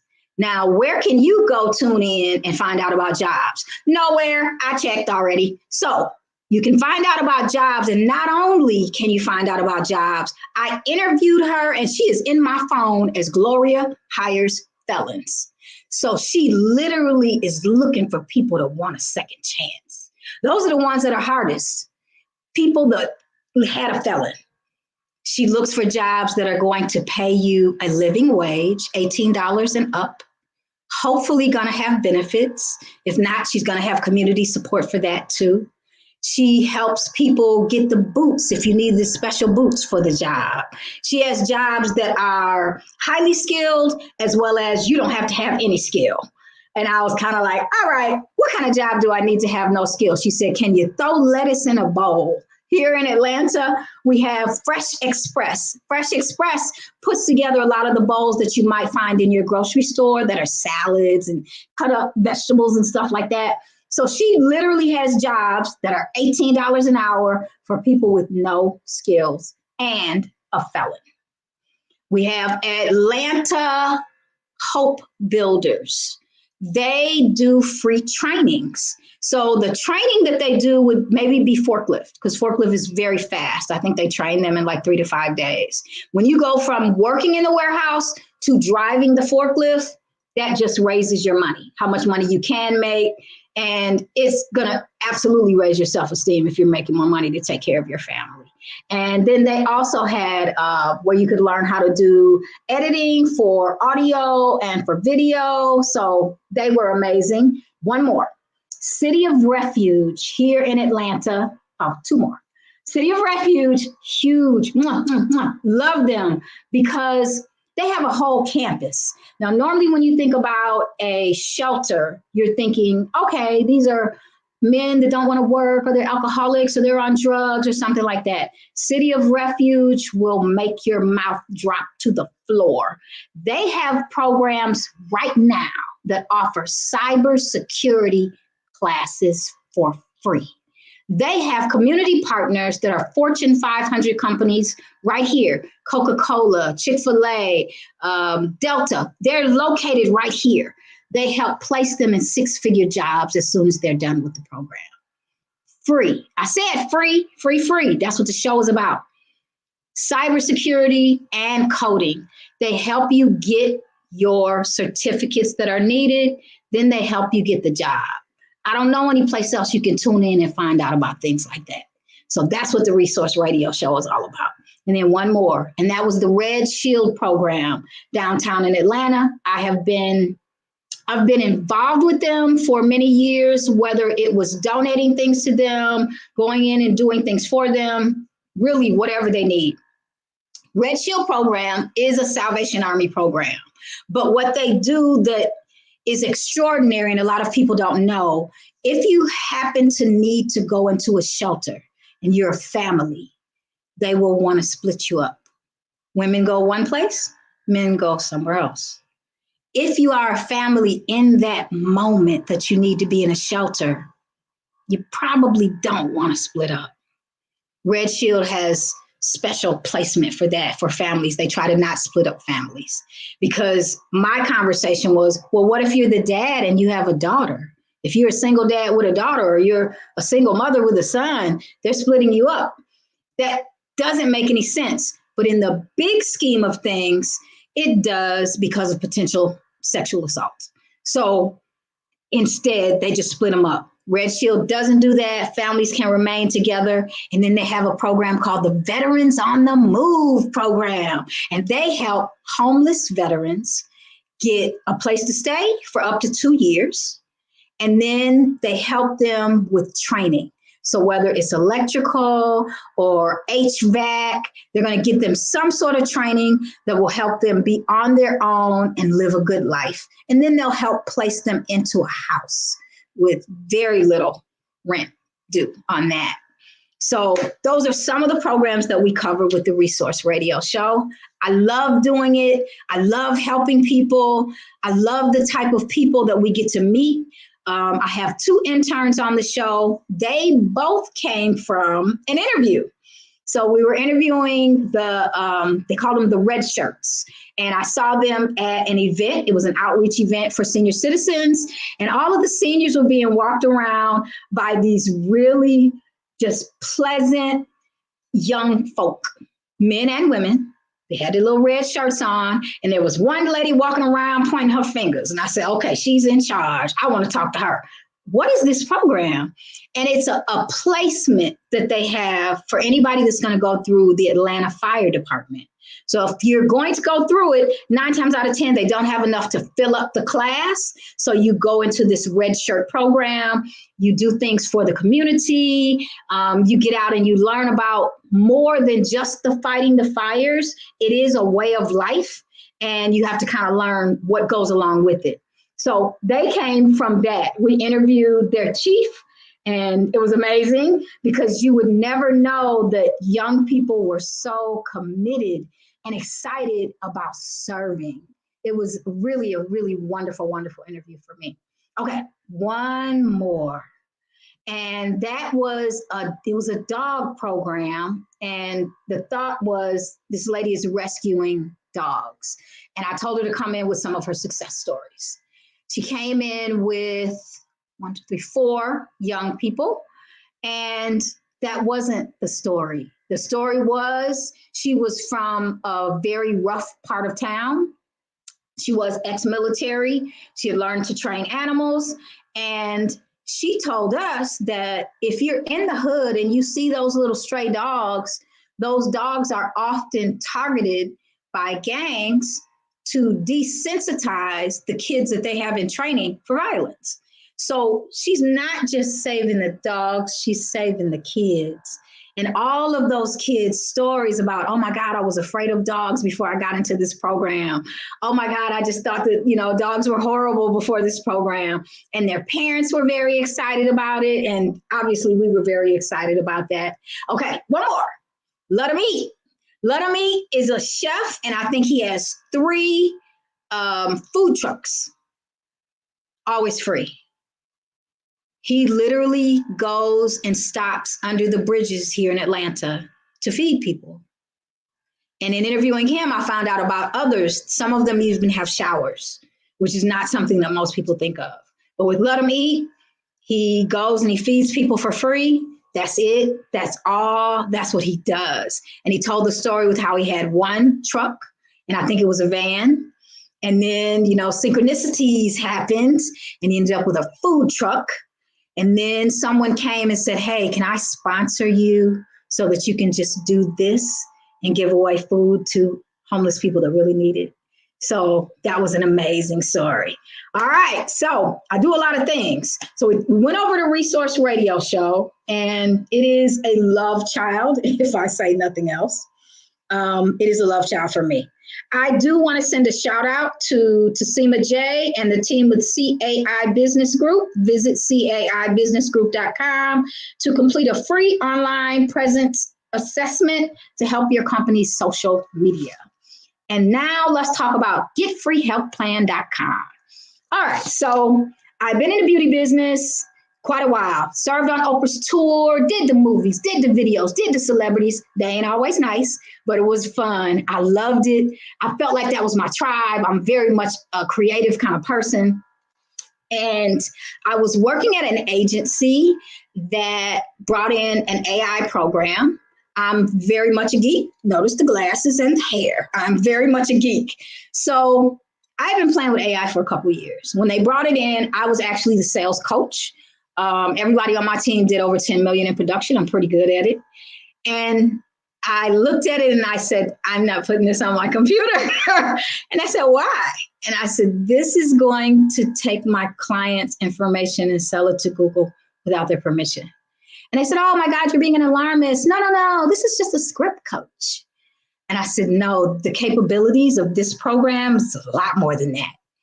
And so I said I would take it to my attorney, took it to him. He said the same thing. Miss Turner, I'm sure it's not what you're saying. Oh my God, you're being an alarmist. I said, okay, can I give you a personal situation? He said, please. I said, let's say your mother comes to me for insurance and she tells me that she had a horrific car accident a few years ago. and she's now on opioids. Now, she said this to me because I'm helping her get a healthcare plan, and I need to know details like that so that we aim her at the right plan. I said, but now that information is going to be sold to Google. You know, and I know if your mom being on opioids is out there, you're never going to get it back. And he said, oh my God, okay, well, let me go look at it again. Comes back a couple days, and he said, it is exactly what you said. And the capabilities are exactly what you said. And you have two choices. You can leave or you can stay. And so I chose to leave. And getfreehealthplan.com was born.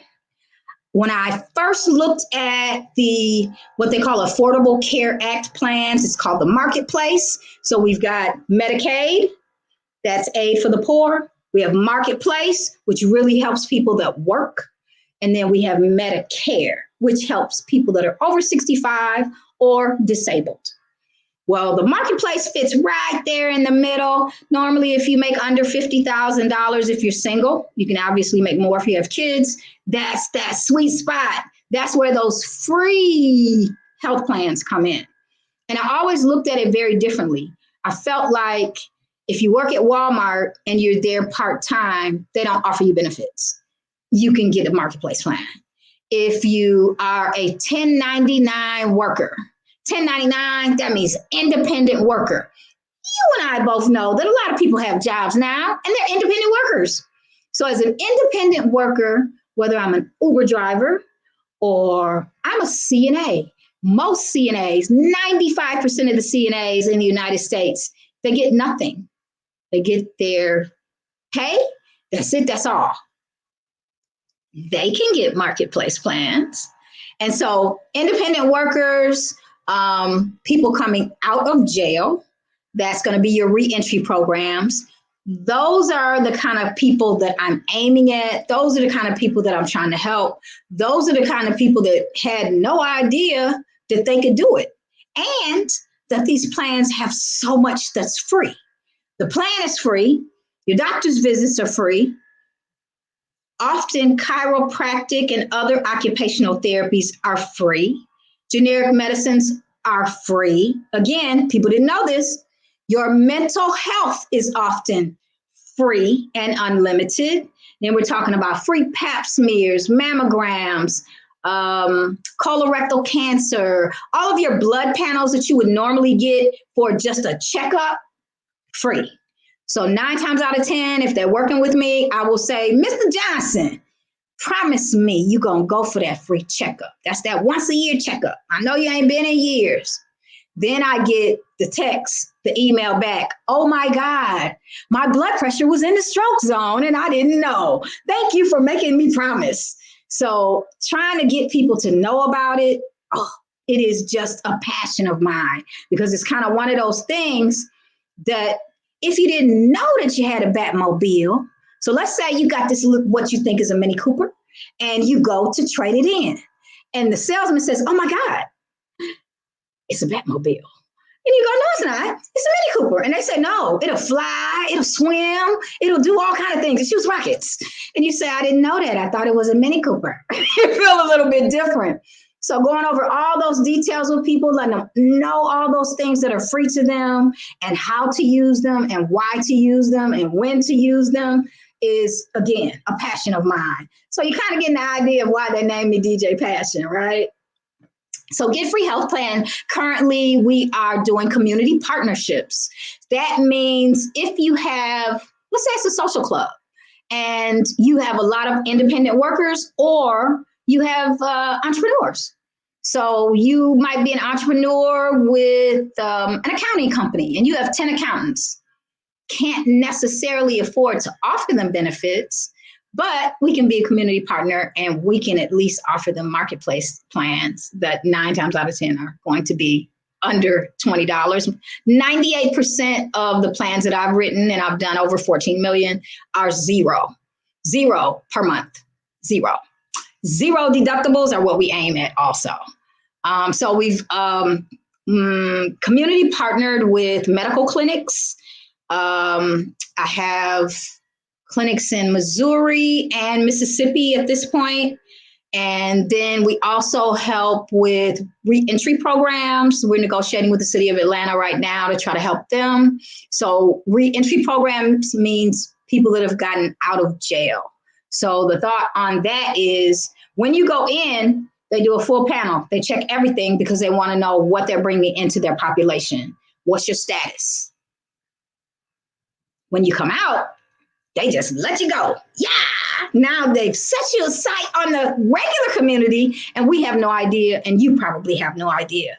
But because you've moved, you can get a free plan. You can find out, check your blood pressure, get that free mental health. All of those things, I think, again, serve the community and help the community in a really, really big way. So the last thing I want to talk about is a new AI project. Yes, I've got all this gray hair and I probably look really old to you guys, but I've been playing with AI for a couple years. Love it. Love the things that it's doing. As with all things, can be used in a good way, can be used in a bad way.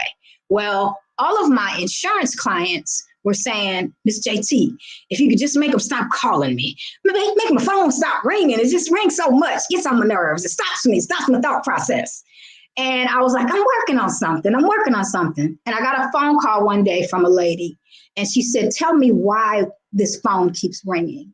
And at the time, I'm looking at my dashboard, and I said, well, it's a 47-year-old woman that obviously signed up for something online where she wanted to know about insurance. And she said, she was crying. And she said, this is my 8-year-old's phone. And because his phone rings so much, they want to kick him out of this school. She said, now, ma'am, you need to understand how hard it was for me to get him in that school and keep him in that school. I got him the phone because of the school shooting. So I want him to have this phone, and I want him to have it on. And because people are calling, you know, I don't want him to kick him out of school. So long story short, I started working on AI plus machine learning and FTC protocol, Federal Trade Commission. They're the ones that write the do not call list legislation and set up what needs to be said to people that call you to make the cycle stop. I found that most robocallers, when you call, they'll give you the do. This call has been disconnected or something, but none of those things stop the calls. I've sat at a dashboard where I said, hey, our company has called this person, Miss Johnson, 7 times today. Well, she didn't answer, call her again. So what happens is you get put right back in the queue. You stay in line and they just keep calling. This stopcallingmyphones.com helps stop the cycle because they are potentially up for $51,744 fine for any violation after you run that protocol. So AI will run the protocol for you. You can pick up the calls when you actually want to talk to somebody. It's brand new. We're in beta testing now. I can't believe I'm like a tech founder at this age, but it's something that's really needed. And I'm so happy to be able to try to put something out there like that for people. Never thought about the lady with her son even being a situation, but hopefully we're going to be able to help some people with this. So it's a free thing, easy to sign up. And those are basically all of the different things that I do. I am an author. I help people, Amazon bestselling author, actually. I do help other people publish their books if they're interested. Usually I'll kind of know that there's a book in them or they started writing one, and I'll just ask, have you thought about publishing? And then I'll be happy to help them. So I think that should be my time. My name is Jacqueline Turner, AKA DJ Passion. Please look for us on 109 The Blaze FM station coming to Atlanta. Hey, Mr. Sidney. Hello. So that was great information. And 2 things. One, you are so involved in making sure you're helping folks. So that's wonderful. I want to commend you on that. But also it speaks volumes for you will become an expert at something, when you just try to solve a problem. So all those things that you seem to, I don't know anything about this until there was a problem.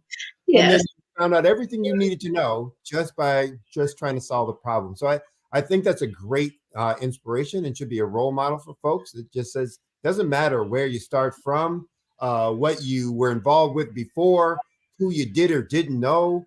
If you want to solve a problem, just start digging in, solving the problem. Thank you for saying that, because when my two co-hosts sat down with me at that radio station when we did that show, they kept saying, we haven't done this. We don't know what to do. And I was like, just roll with it. Come on. I'm going to help you all the way. And they were good. They wanted to do it. They were good. So I totally agree with you. If you bring your passion for it, you just, but Steve Harvey said, you're going to bust it to the white meat, but you're going to figure it out and the wings going to pop out your back. Just jump off the cliff. Put it where the goats can get it. So tell folks how they can get a hold of you. You started to go into it and I interrupted you. So if people want to get more information about the things you're doing or how they can do what you're doing, or just reach out and talk with you, what's the best way for them to reach you? I have a hotline, and that number is 678-528-1400. Again, 678-528-1400. Getfreehealthplans.com is also me.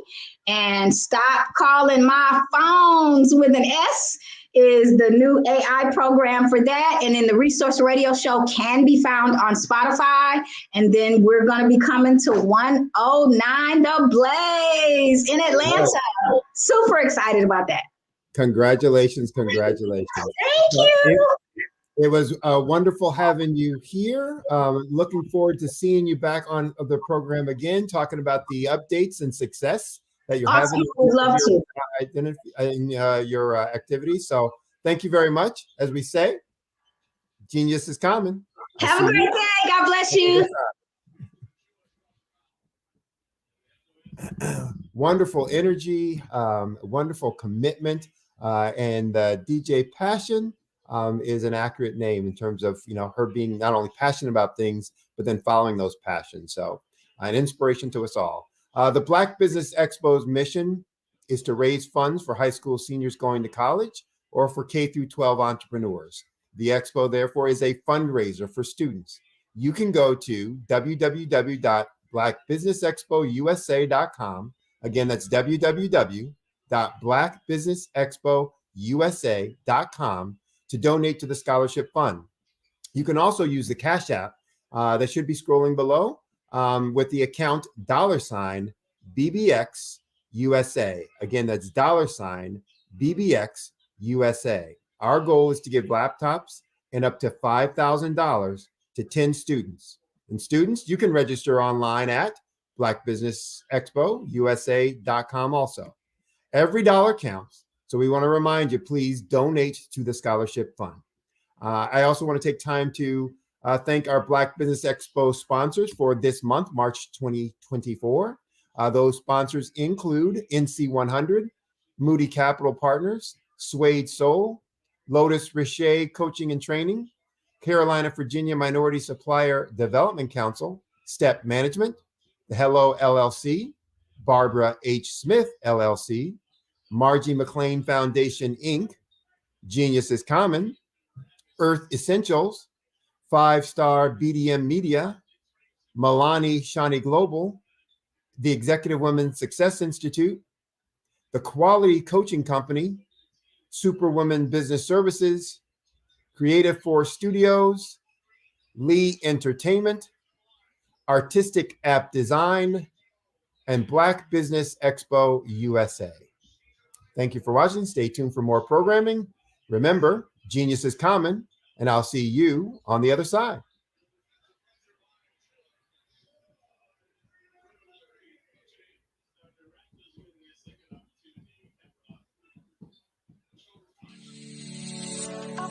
Did you know that our black dollar only lasts for 6 hours in our community? Yet other communities, their dollars last for 19 to 30 days. The Black Wall Street Nation. Black Wall Street Nation. Yes, that's why we created the Black Wall Street Nation. Black Wall Street Nation is a centralized directory available to all black businesses across the world. It was created for businesses like you, the ones that want to start and the ones who have a dream that have already started, such as businesses like Drop in a Bucket Productions, Valito Foods, Sugar Tea Branding Firm, All the Dazzle, Bun Cakeaholic, Miss Riot, and you. We'll have marketing, seminars, and some funding coming soon just for you. So, we want you to come and join us. www.blackwallstreetnation.com. See you there.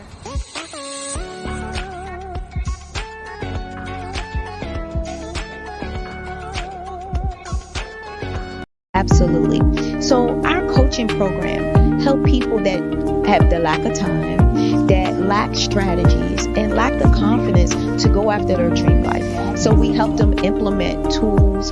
We help them implement, I love to leave the inherited lack of finances or the education behind finances.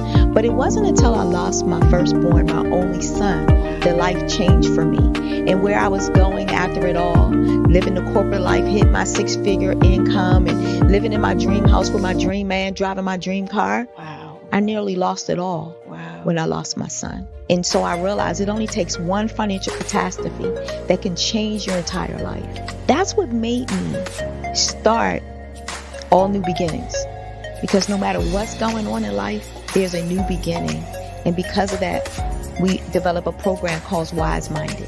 My little slogan is, don't just dream it, let's live it. If they want to connect with you or work with you, what is the best ways for them to be able to do that?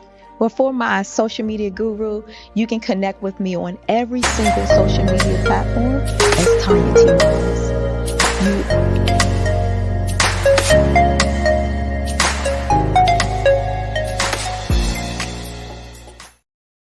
I was born in a little village on the island of Haiti. Many deadly diseases pounded me. It is as if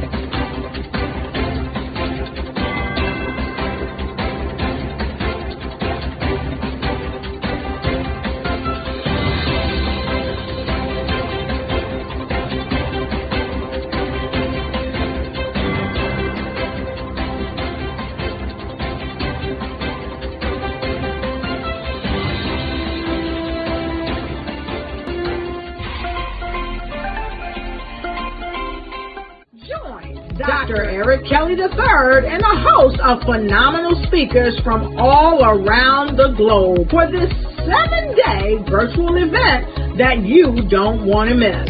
The mission of the Black Business Expo is to raise scholarship money from kids all the way from high school, all the way from college. The Black Business Olympics is one of the largest Black business showcases in the world. It is an opportunity for businesses and companies to showcase their businesses globally. We are going to be giving away laptops up to $5,000 away to students. Again, I'm Olivia Appleberry, the founder of 2 Cents Finance and one of the speakers for the expo. I am so excited to see you there. For more info, go to www.blackbusinessexpousa.com or call 919-308-9090 and hope to see you there. I am Black Business. From the moment I wake until the time I sleep. Yes, I am Black Business. I am Black Business. Tell me, are you Black Business? I am Black Business. Do you support Black businesses? Listen, I support Black business because I am Black Business. Black Business Expo, one of the largest business showcases in the history of Black business in the world. The world. Sign up today at www.blackbusinessexpousa.com or call 919-308-9090. I am Black Business. I am Black Business. From the moment I wake until the time I sleep, I am Black Business. I am Black Business. Are you Black Business? I am Black Business. Do you support Black businesses? I support Black business because I am Black business. Black Business Expo, one of the largest business showcases in the history of Black America in North Carolina. Join Dr. Eric Kelly III and a host of phenomenal speakers from all around the globe for this 7-day virtual event that you don't want to miss. The mission of the Black Business Expo is to raise scholarship money from kids all the way from high school, all the way from college. The Black Business Olympics is one of the largest Black business showcases in the world. It is an opportunity for businesses and companies to showcase their businesses globally. We are going to be giving away laptops up to $5,000 away to students.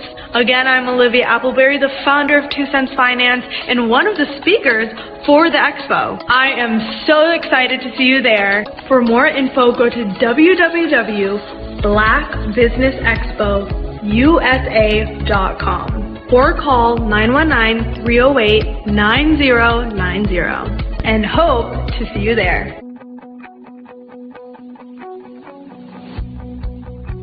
I am Black Business.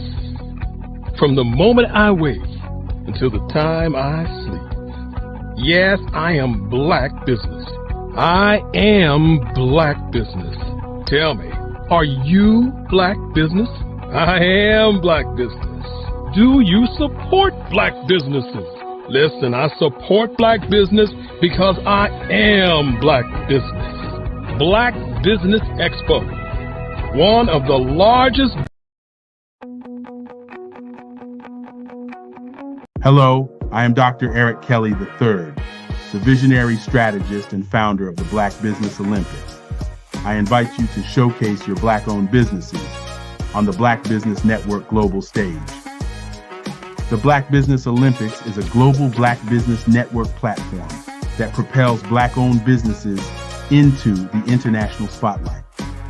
By showcasing your business on the Black Business Olympics platform, you can reach a worldwide audience of potential customers, partners, and investors.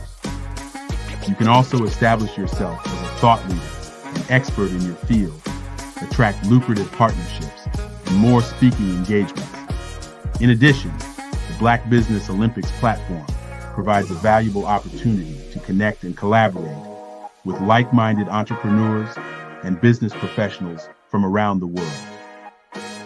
This can lead to new business opportunities, ideas, and relationships. Finally, by sharing your story and expertise on the Black Business Olympics platform, you can inspire and empower others. This is a powerful way to make a positive impact on the world and leave a lasting legacy. If you are a Black-owned business owner, I encourage you to seize the opportunity to showcase your business on the Black Business Olympics platform.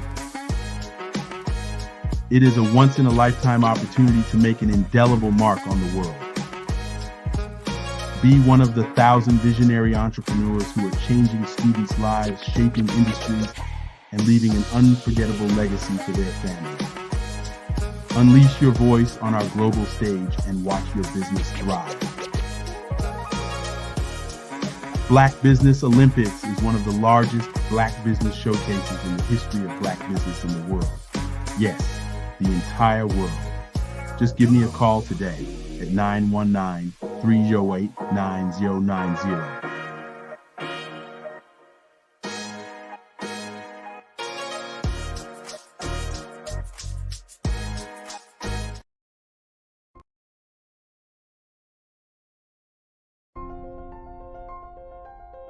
What if you could build your own city? A place where every child can find nurturing people to help them achieve their full potential. A place where every adult can access job training support, where health education is abundant, where social justice ruled the land. A place without limitations. Welcome. You have arrived at STEM City USA. It is what every city should be. A safe and trusted community where you find people and resources to help you become everything you are and beyond. STEM City is unlike anything you have ever experienced. It is a digital twin of the world around you, only better. STEM City is about energy and soul renewal. It is more than a digital world. You can almost feel the power of live cultural events, music, and theater.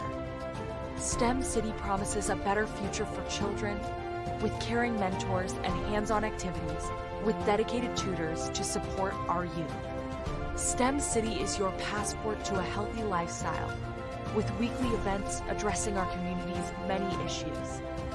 STEM City is your financial well-being with helpful information on wealth management, career advancement, job training, and so much more. STEM City is the community you deserve. It is the city where your dreams can come true. STEM City USA, a place in the sky that is accessible to all who reach for the stars.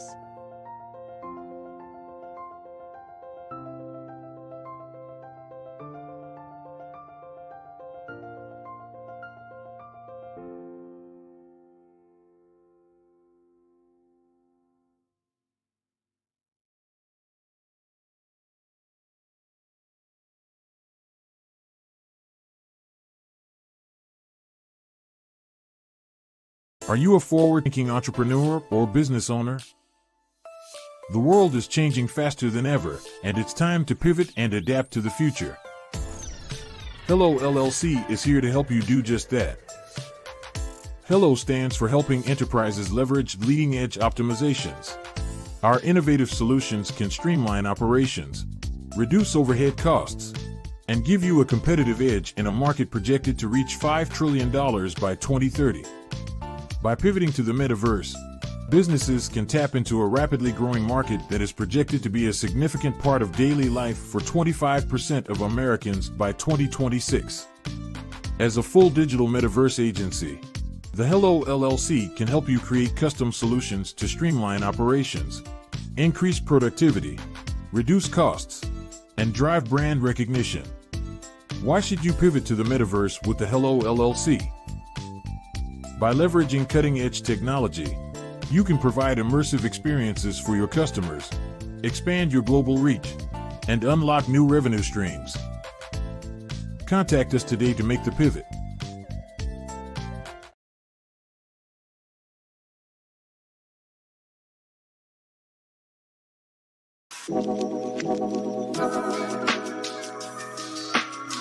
The African company and the African CEO is making a conscious decision to bring on someone external to the continent versus bringing on someone who is from Ghana or Kenya or South Africa. And so the skill sets of the people that we take through our executive leadership training program and ultimately on the placement, obviously have to be extremely high caliber. So what we look for are corporate executives at the vice president to C-suite level, as well as Black entrepreneurs. When we look at the Black corporate executives, we're looking for some very specific skill sets, whether that be around supply chain, sales and marketing, engineering, product development. We want our folks to be able to add immediate value to the corporate board, right? And the other thing is, even if they don't necessarily have specific industry experience, they're bringing a diversity of thought.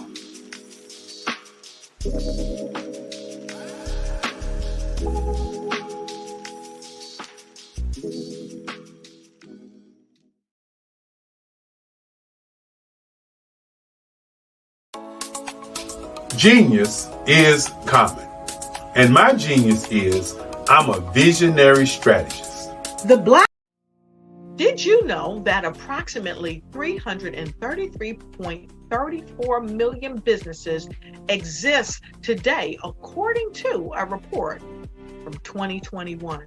And you may be one of those businesses, or maybe you're not in the business market yet, but you're aspiring to be a business owner. Well, guess what? You're in the right place at the right time. Because let's face it, everything is about timing and opportunity. Hi, my name is Dr. Lotus Richey, and I'm the CEO and founder of the Lotus Richey Coaching and Consulting LLC, along with the Lotus Richey Ignite Show. 15 minutes of success with Dr. Lotus Richey, as well as books to boom your business and bring who you are. And today, I want to bring this amazing message to you about the Black Business Network and the Black Business Olympics. See, the Black Business Network and the Black Business Olympics is designed to help people just like you, that's right, that look like me, to take their business to the next level. Not just in your front yard or your backyard, but globally. The Black Business Network and Black Business Olympics is designed not to just help you survive, but to help you.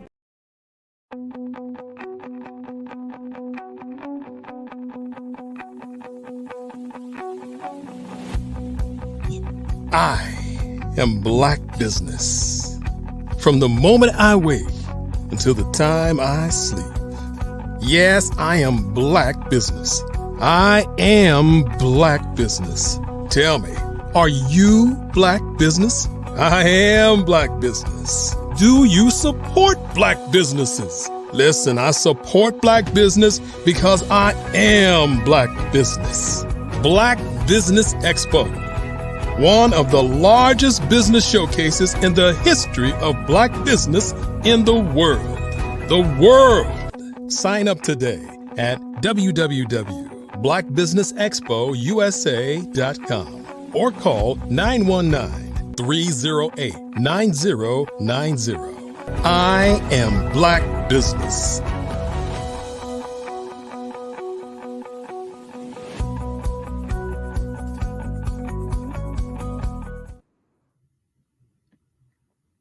Good afternoon, business owners, entrepreneurs, thought leaders, and corporations. Welcome to the Black Business Network. My name is Sidney Wormsby, and I'm your business moderator for this afternoon on the Black Business Network. The Black Business Network is a 24-hour business network showcasing Black businesses, business owners, entrepreneurs, and thought leaders worldwide. We have speakers from North Carolina, from London, Singapore, Africa, Japan, and from cities all over the United States. The Black Business Network is a global community sharing its business knowledge to empower, to inspire, and to educate businesses about business. Our next speaker is Ms. Jacquel Tucker. Ms. Tucker is another one who's full of passion and fire.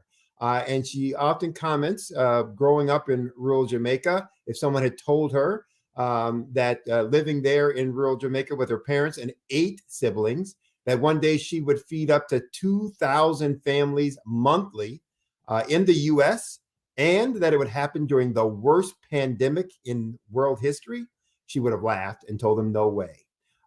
So her first break came from an academic when she received a scholarship to the University of Maine, one of 20 of those scholarships, full scholarships that was offered to other students in Jamaica.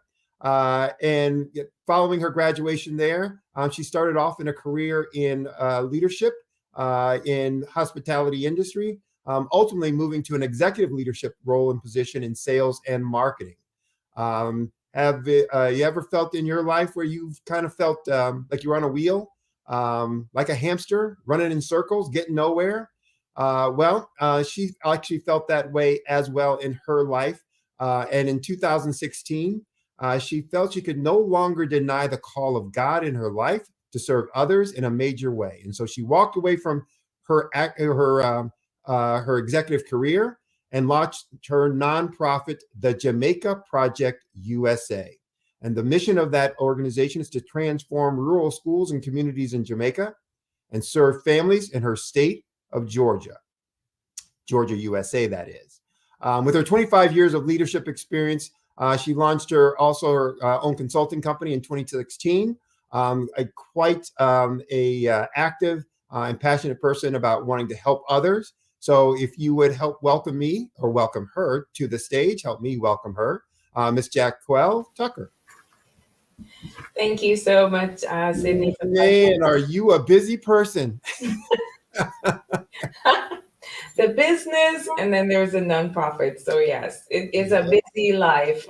well, yeah, and sounds like a very productive life. 2,000 families a month. Yes.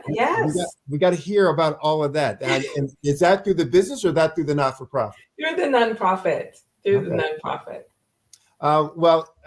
You were in hospitality for one of the hotels, or in what segment? Yeah, so I was a former director of sales and marketing in the hospitality industry. Of course, I'm from Jamaica, so hospitality was in my blood. So some of my hospitality career was from there. I used to work after I got the scholarship and went back, I worked at the Jamaica Tourist Board office. And so I would actually visit the pier when the cruise ships would come in, the Navy ships when they would come in, and did reports for the Minister of Tourism on the statistics for Ocherius. So from there, director of sales and marketing, and I've worked in various markets. I've worked in the New Jersey market, I've worked in New York, I've worked in the Bucket Atlanta market. And so, so that was kind of the span of my career there in hospitality. So over 25 years, working my way up from the front desk up to an executive level position. Well, you have a ton of experience. You're doing a ton of great work. I'm going to get out of your way so that you can speak to the folks out there who want to hear all about you, your background, your interests, and all the things that you have to share with them. So, as we say, genius is common. I'll see you on the other side. All right. Well, thank you all so much for having me here, and for everybody who's tuning in. Again, I'm Jacquel Tucker. I'm an entrepreneur and also a nonprofit founder. So thus, Sydney saying about my busy life, but busy, he also said a word productive, right? It's about getting things done. And so my goal for you today is through my journey, is to know that, yes, you can make a significant impact with your life. You can actually establish something and grow something, whether it's going to be a business or a nonprofit, that's going to have a generational legacy. You're going to be able to build that, and then to be able to live in uncapped potential. All right. And so if I were to just share a little bit more about the business side, you've heard about the nonprofit, so I'll touch on that too. But to get started, let me just share about the business side. I'm a business, brand, sales, and marketing strategist. I'm a pretty comprehensive person to get you from start to launch and to grow. And so my goal is I work with professionals. I work with small businesses, and I also work with nonprofits. And for professionals, my goal is to really help professionals, get the dream out of their head and heart and get launched. So it's really to build, brand, and launch your purpose-driven business, or whether it's going to be a nonprofit. And that's so that you can have a greater impact. You can have uncapped potential, even in the areas of income, and also be able to build your own generational legacy instead of just helping everybody else build theirs. Okay. And so that's what I do on the business side. And, since COVID, there is the impact with my nonprofit, but since COVID, I've helped worked with over 60 people in the areas of working with them to launch their business, to level up their branding in their business, to grow their business. And then I've also helped others to launch their own nonprofits, even as they've still had their corporate career, right? Their career invested. They use their career as an investment to start the dream that's on their heart. And so that is my goal on the business side. And that's mainly what I'm going to be talking about today. But on the nonprofit side, you heard about the 2,000 families impact, but it didn't just start there. I had to start small with when the dream was laid on my heart, when God said, this is how you need to impact other people, not just work to make money as a career or even as a business, but you need to give back to others that are less fortunate because you've walked in their shoe, right? So we are meant to really be successful so we can impact in the areas that we've had to overcome, reach back and impact those people, right? So they can experience the success that we've had and they can overcome as well to become their best.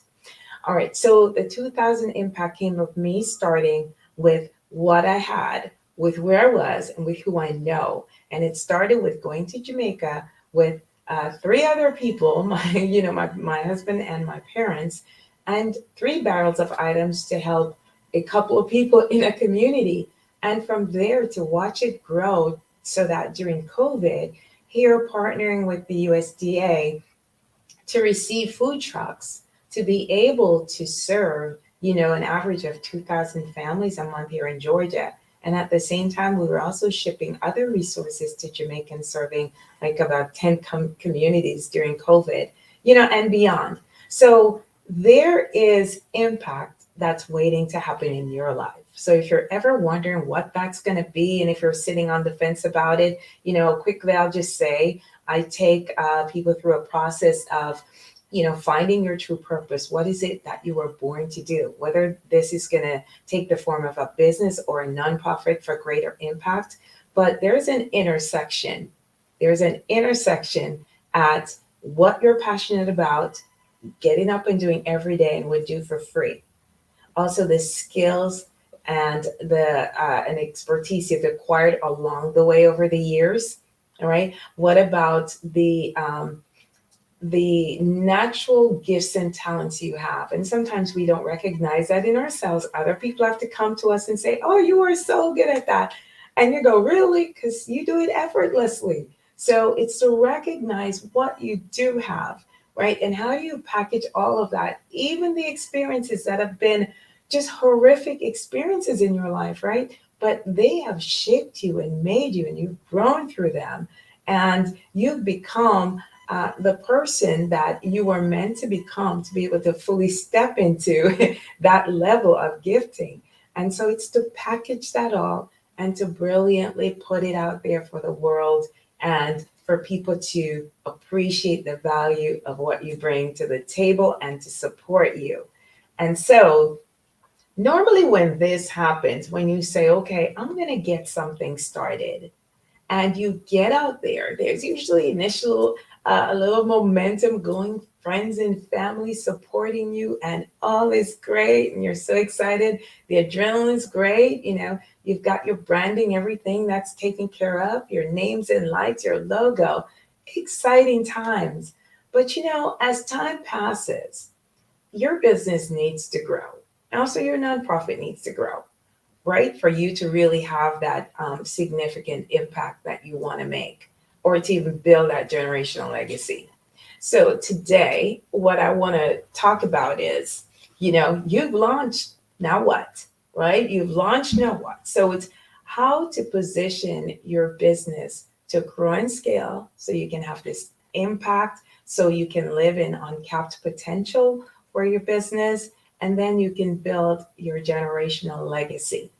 All right, so it's usually so exciting, right? You have the idea, and when you see it come to pass and, it becomes something tangible with either products or with services, right? But the goal is for us not to be able to be immersed in it and to be working in it every day, but to be able to have the bandwidth to step back as the visionary and to, realize it's time for growth. It's time for innovation. It's time to get to the next level. And so here's where I'll start.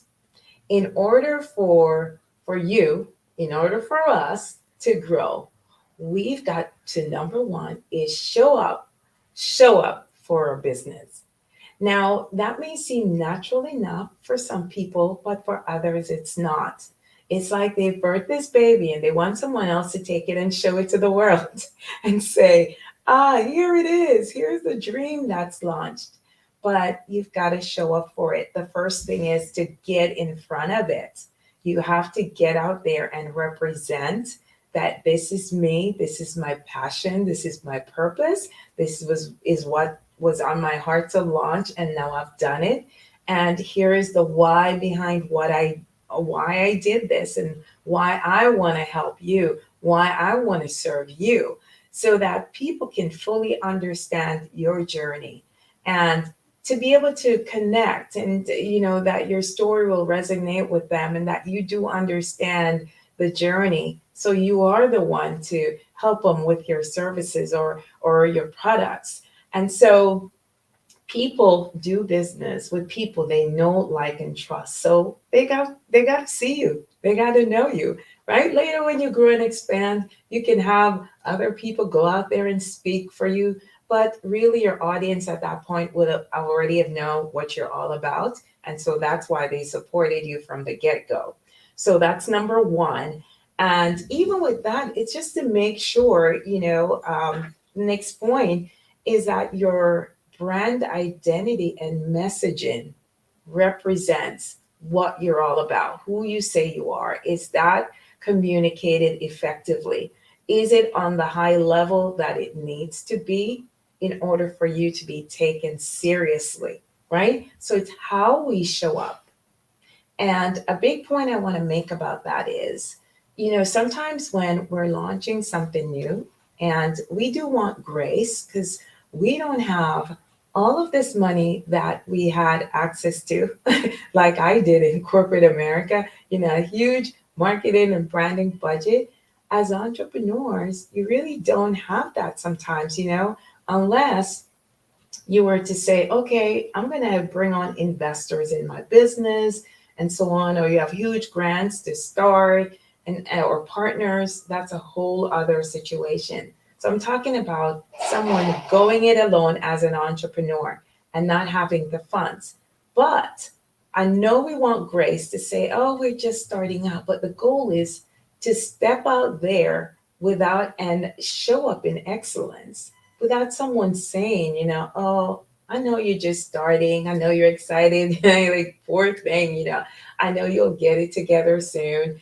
And, when you start making money, and you even say that to yourself, I'll show up this way when I get to that point, But my goal is to see you show up there now.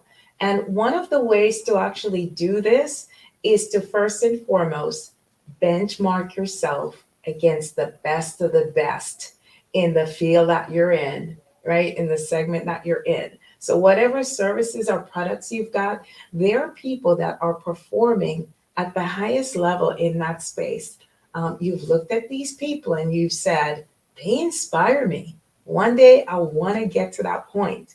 So the goal is to take the top 3 people, whether they're influencers or whether it's a type of product or service that you've seen, and to say, this is the top 3. And the next thing you're going to do is, okay, what makes them show up in excellence right now? What does it look like? Why do they look so professional and look like they're at the top of their game? The goal is for you to start showing up as if you are already there, right? What would it look like if you stepped out and you already look like where you're going? That's one thing that even worked for me in my hospitality career. If I wanted to go to my next level, the next job, and I'll say that to anyone right now, even if you still are on your career path, if you want to go to your next level in business or on your next job, you want to show up for where you already are trying to go, right? You have to be as if it were, and it starts with your mind.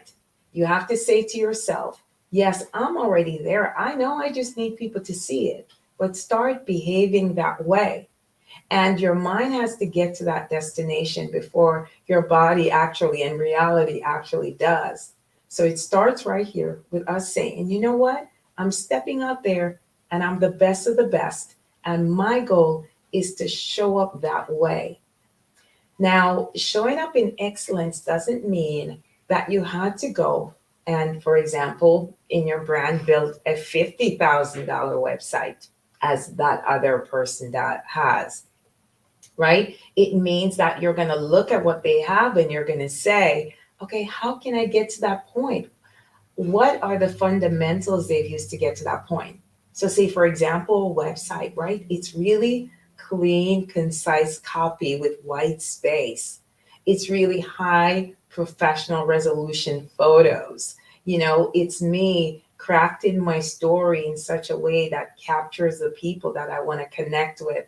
What are these fundamentals that I can work with right now, hone in on, and to be able to show up this way? So from the get-go, you're stepping out at a high level that you are proud to step out as, right? So that is how you show up. If you want to grow, show up for where you are trying to go, right? So I hope you're picking up what I'm putting down, as there are others who like to say. All right, so showing up as well is showing up on social media platforms and in person. So make sure all of these assets are established, your website, your social media platforms, and they really emulate your branding and this level of excellence, and show up consistently so that you can attract people to you. A lot of times we're focused on doing the chasing and like, yes, I've got this, everybody. I'm here. Get this, get that from me, my service, my products. And you feel like you're selling all the time. But really, it should be an ebb and flow situation of you, yes, is sharing what you're about, what you love to do, what you have to offer. And people raising their hand and say, yes, I want that. And then in another way, it's you just showing up and showing your passion and your excitement for doing what you do, showing how that you're helping to make people's lives better. And then that will attract people to you, people to your table where they want what you have. They seek you out. Complete strangers will do that. You'll be surprised. And the big thing too, if you want to grow, after your family and your friends have supported you, you really need then complete strangers to support you, especially if you want to experience uncapped potential. All right. And so your goal is to show up and show out there who you are, what you do. And so those complete strangers can get to know, like, and trust you. All right. So the next thing for me is, if you want to grow, and I say for me because when I share anything, it's because it's my journey. This is my journey. So I like to speak what I know. And because I am also growing and scaling, I have learned so many things to help me and that I used to help my clients. And so if you want to grow, you have to grow your audience. You have to grow your email list. All right. So a lot of times people will assume your business growing with the number of followers you have on social media, with the number of likes that you have and the engagement, so on and so forth. But that's only the start, right? To really grow your business, your biggest real estate that you can have right now in terms of your audience is your email list. And look no further than, Super Tuesday that just happened. Did anyone notice, social media went down? And then people have lost access to their social media accounts for one reason or another that they got or they didn't get. Like, why did this happen? But think about it. If your audience just lives there and you have no connection to build something deeper and more consistent of a relationship and a platform on which to share even more value, think about what can happen if one day you can't get into your account online and that's it. And also what happens when you share something on social media and someone misses 5 days of being on there, right? You miss a day, you miss a lot. The algorithms may not show, what you put out. It definitely doesn't. to 100% of your audience. It doesn't. You're lucky if it's like 5%, right? And so your email list will guarantee your emails will land in your audience's inbox. And at some point, they will check their emails, right? So this email list, you can build it several ways. Most entrepreneurs build this list by offering, a free lead magnet or free guide, free ebook, free checklist, something in exchange for someone's email. Also when you go to speak somewhere, that's a big opportunity to grow your email list. So ask people for their emails, not just have people say, oh, I'll reach out to you. I'll just go to your website. Take the initiative. Be proactive and to say, hey, I'd love to have your email address, or I have this free guide for you. And once you sign up, you click to sign up, scan this QR code on my card, sign up, and it'll put you right on my email list. And I'll continue to share great value with you. And these are then the same people that you nurture who then say, okay, I'm ready for what you're offering. I'd like to go ahead and support you. And this is how you grow your business. All right, so other ways you can grow your email list is to host a free webinar or challenges, whatever it is that you can put out there to be able to collect email addresses from. And for me, that is a turning point in your business when you really start growing this list. You then see the engagement because people are responding, and just establishing a platform where you can, automate your emails and really curate this content that's sent out. And your emails are communicating new offers that you have for products. It's communicating more content, more strategies, however you help your audience on other platforms. It's saying, hey, my new podcast episode is live, go check it out. Or, hey, my new YouTube video is live, go check it out. And so it really leads your audience on a journey with you daily. You can send emails maybe every other 3 days, 3 times a week, once a week, but the goal is to be consistent and to keep people engaged. All right, so in order to grow a business, my next big thing, and if I were to give you those 3 things, which is show up for your business, build your audience, the next thing is to make sure you have the right offers, systems, and automations in place. And so when you first launch your business, you start with a particular product or service. And usually it's like a high ticket product. So for those of you who may be, say, in the coaching, consulting, space, it's showing up and saying, hey, you can work with me one-on-one, or, hey, I've got this product and it's amazing. And you go out there and you have a great price for it because that's the value for it, right? Now, what happens, because sometimes you are new to your audience and this is a new venture for you, right away, you may not get everybody saying, I want to pay that for it, because you may not have the proven, testimonials and just to show how effective what you're offering is actually works. And so because of that, you have the opportunity to build out tiers of offers of products. So you can have sample sizes of things. You can have diversify within that. So say, for example, you are a coach or consultant and you have a high ticket offer to say, hey, work with me one-on-one. What you can do, just as you would have a free ebook or so on, you can create like a digital product that's much lower. And of course, someone will then get to see your expertise and to see the difference that small thing can make in their life. And then to say, oh, I want more. And that leads them to your higher ticket. And then that then creates this growth cycle. All right. And then you never know how much these smaller tier offers can impact your business, right? That can create digital products that can create like passive income for you. And then your high ticket then becomes really high ticket.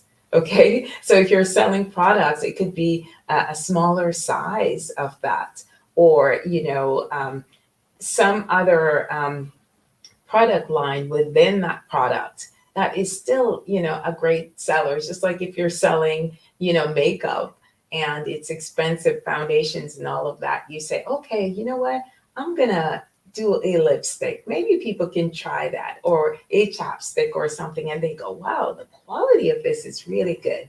Or for those who may have other kind of body products. So just think about these things, having the right offers, but then having different levels of the offers, not to get yourself overwhelmed with too many things at one time, but maybe have two things. You may have like an entry level offer and then your higher tier offer. So 2 or 3 things max, but they all work together, right? To help build your company and build your brand. So in regards to systems and automations, in order for you to grow, because I want you to think about this, I don't know anybody who steps out there with a product or, a new service and they say, oh, I just want a couple of people. Aren't we not stepping out there to say, oh my goodness, can the floodgate just open and I become successful already?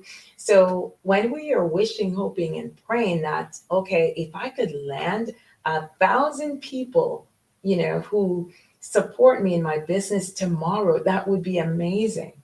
But my question is, would you be ready to handle 1,000 people if they came to your doorstep or to your website, and said, I want to book you for this service, or I want all these products, right? So is the inventory there? And the inventory in terms too of, support. Do you have the support team that you could pull on to execute, deliver the products or the service? Do you have the inventory of products to do that?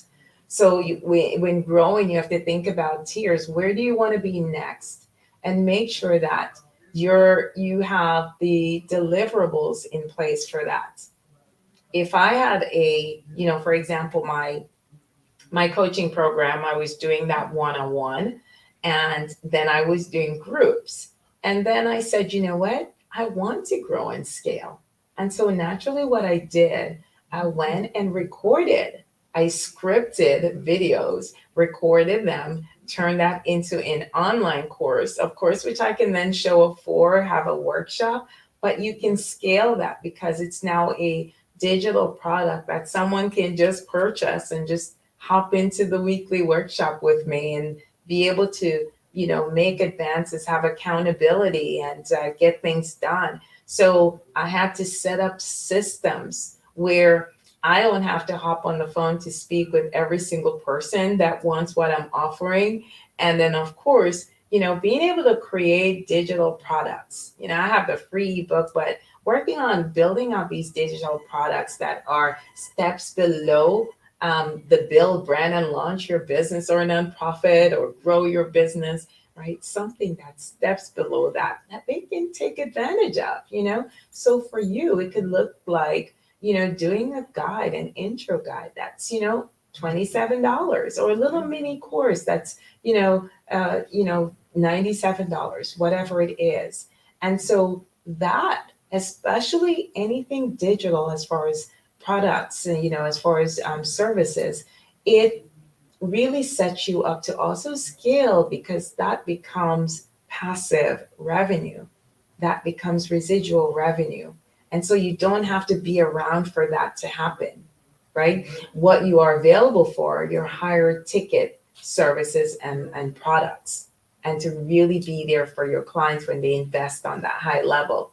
And so think about these things, do you have the systems, the platforms in place to handle the growth, the technology in place to handle the growth, the systems that talk to each other, being able to have emails when someone purchases something, automatic emails are going out, and maybe presenting them with additional offers and how to, meet with you, or do a deeper dive into the product or services they've subscribed to or they've purchased, right? And so creating systems that automates, that talk to each other, that just, you don't have to be there. Systems like, for me, it's as simple as if you're a business owner and you really want to grow and you're offering a service, especially consulting and coaching, and you're used to talking to people on the phone and saying, or emailing them and saying, hey, what's your availability to hop on the call so I can, do a strategy session with you. And they're saying, I don't know, let me see when I'm available. And you're like, let me see when I'm available. How about just as simple as getting a digital calendar, a Calendly or Acuity, setting this calendar up with your available dates and being able to say to someone, if they're interested in meeting with you, being able to say, here is my calendar, link for my calendar. They click your available date that also works for them.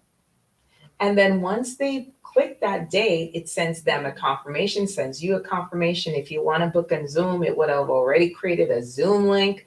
This is with you sleeping at night and somebody looking at maybe a post that you did or an email that you sent, and you made that offer to say, hey, I'd love to meet with you. Let's talk about how I can help you. And they click that link, and while you're sleeping, all this is happening. And you wake up the next morning and there are appointments on your calendar. The Zoom link's already done, everything.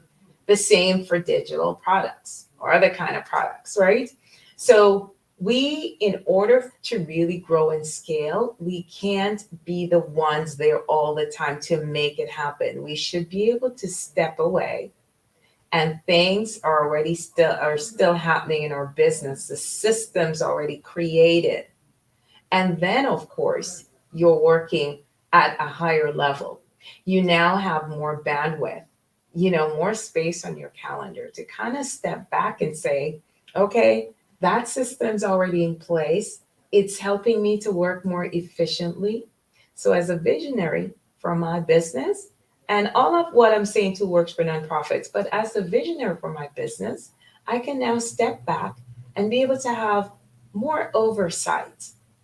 I can start really thinking of new ideas and ways to innovate what I'm doing so I can be ahead. Okay, so, and I can understand how I need to serve my clients better. I could take my time, I could look at the reviews, I can look at what they're saying, and also just to keep improving on what I have, making it better. And growing doesn't mean that we need to run out there and do a million other things. We need to sometimes take the one, two, or three things that we have and make it better and make it better, because we're getting the feedback about it. So take the time to make it better. When that gets better, then more people will want it. All right. And so another big way for us to all grow right now, there is just so much that is happening in terms of technology, and a lot of people are stepping out to be entrepreneurs, and this was ignited during the pandemic, and wanting to have freedom, flexibility, a better quality of life, live in uncapped potential. And so the exploration started like, I need to be doing something else. What can I do in order for all that to happen? And one of the sure ways is to become a business owner, become an entrepreneur. And so the journey started. But now there are so many that want to be, and you may look around and you may say, gosh, there's so many people trying to do what I'm doing. So here's a big piece of advice for you today, because everyone, especially when you look on social media, seem to be doing the same thing. So your goal in order to grow is get ahead of that. What's next for your clients in terms of you improving what you're offering? What's next? And it really is going that route that everybody hasn't caught on yet. Everybody's not doing this. Or when you're looking at people are in your field or in your space, and the clients are, based on reviews, are mentioning certain things that need to be improved or they wish they had. It's for you to pay attention to that and see what's missing, and add a service or use it to upgrade your product, and then it sets you apart. And then with that, growth comes. And so I'm excited to see you grow and scale. Like I said, it's so great to step out there. But initially, it's wonderful. A few people support you, the adrenaline's going. But if you're looking at long-term growth, what I've shared, if you just pick 3 strategies to focus on and do that consistently, you will see your audience grow, your products will get more refined, your service will level up, your branding will level up, and your business will grow. Thank you so much, Jaquel, for all of the information and insights. And it's spot on, every bit of it. And so I know folks got a lot out of it.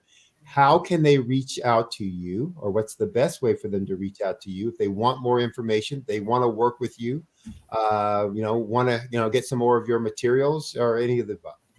Okay, awesome. Well, for more of my materials, I actually do have a YouTube channel under Jaquel Tucker. So I go more in depth into some of these strategies.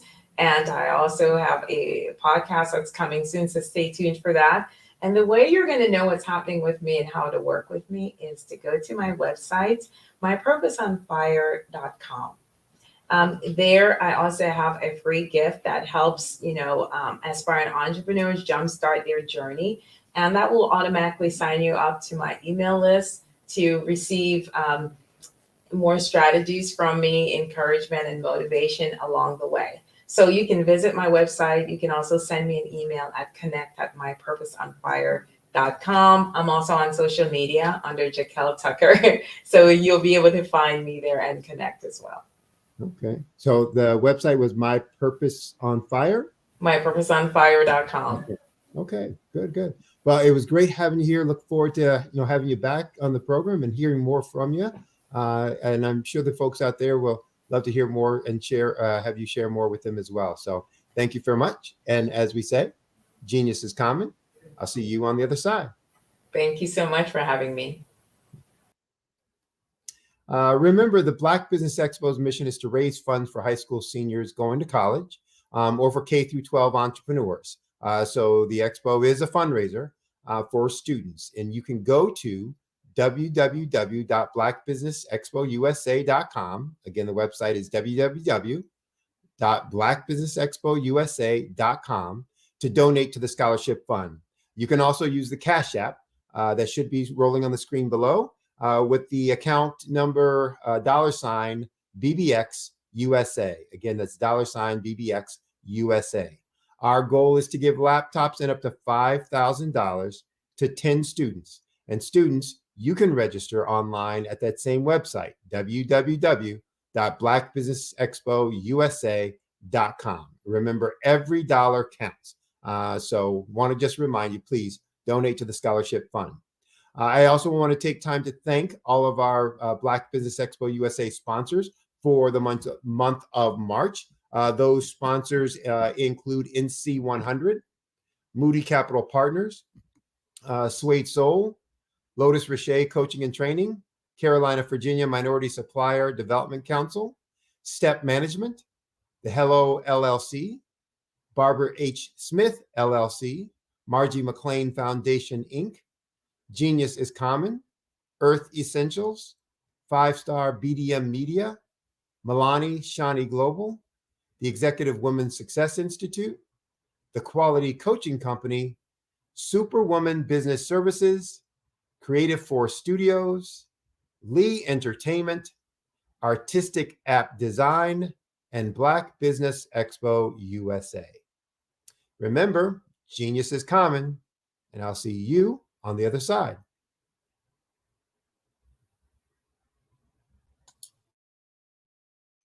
Hi, I'm Barbara H. Smith. Genius is common. My genius is executive coaching and professional corporate training. As the master executive coach and corporate training ambassador for the Genius is Common movement, I help business owners craft their stories in such a way that you know exactly what they do, what they have, and what they bring to the table. Many times as business owners, we are asked, so what do you do for a living? And we could be crushing in our businesses, but we're not quite sure exactly what to say in a short amount of time. Well, I help you take those stories that are the reason why you're in business and why you're so passionate about your business and craft them in such a way that people are drawn to you as opposed to being repelled by you. Because every conversation, every time you talk to someone about your business, you are excited about it.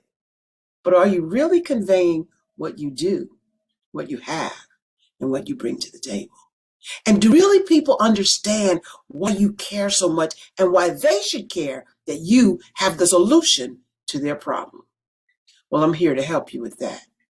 As a master storyteller, I can help you with your stories and spin them in such a way that they are intriguing and fascinating. People want to listen to you talk about your business. That's why at the Genius is Common movement, I am the master executive coach and professional training ambassador.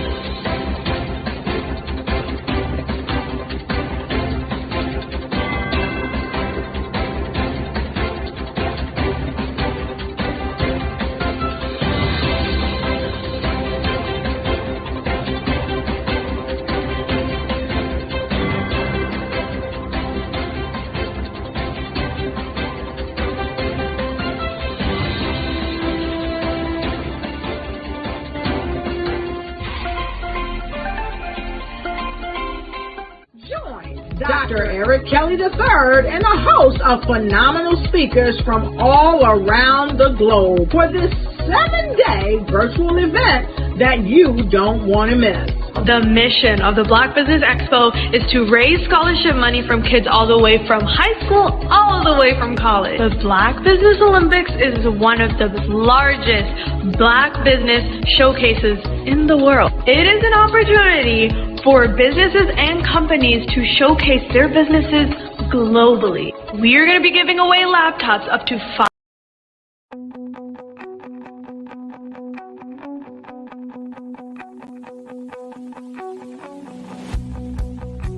I am Black Business. From the moment I wake until the time I sleep. Yes, I am Black Business. I am Black Business.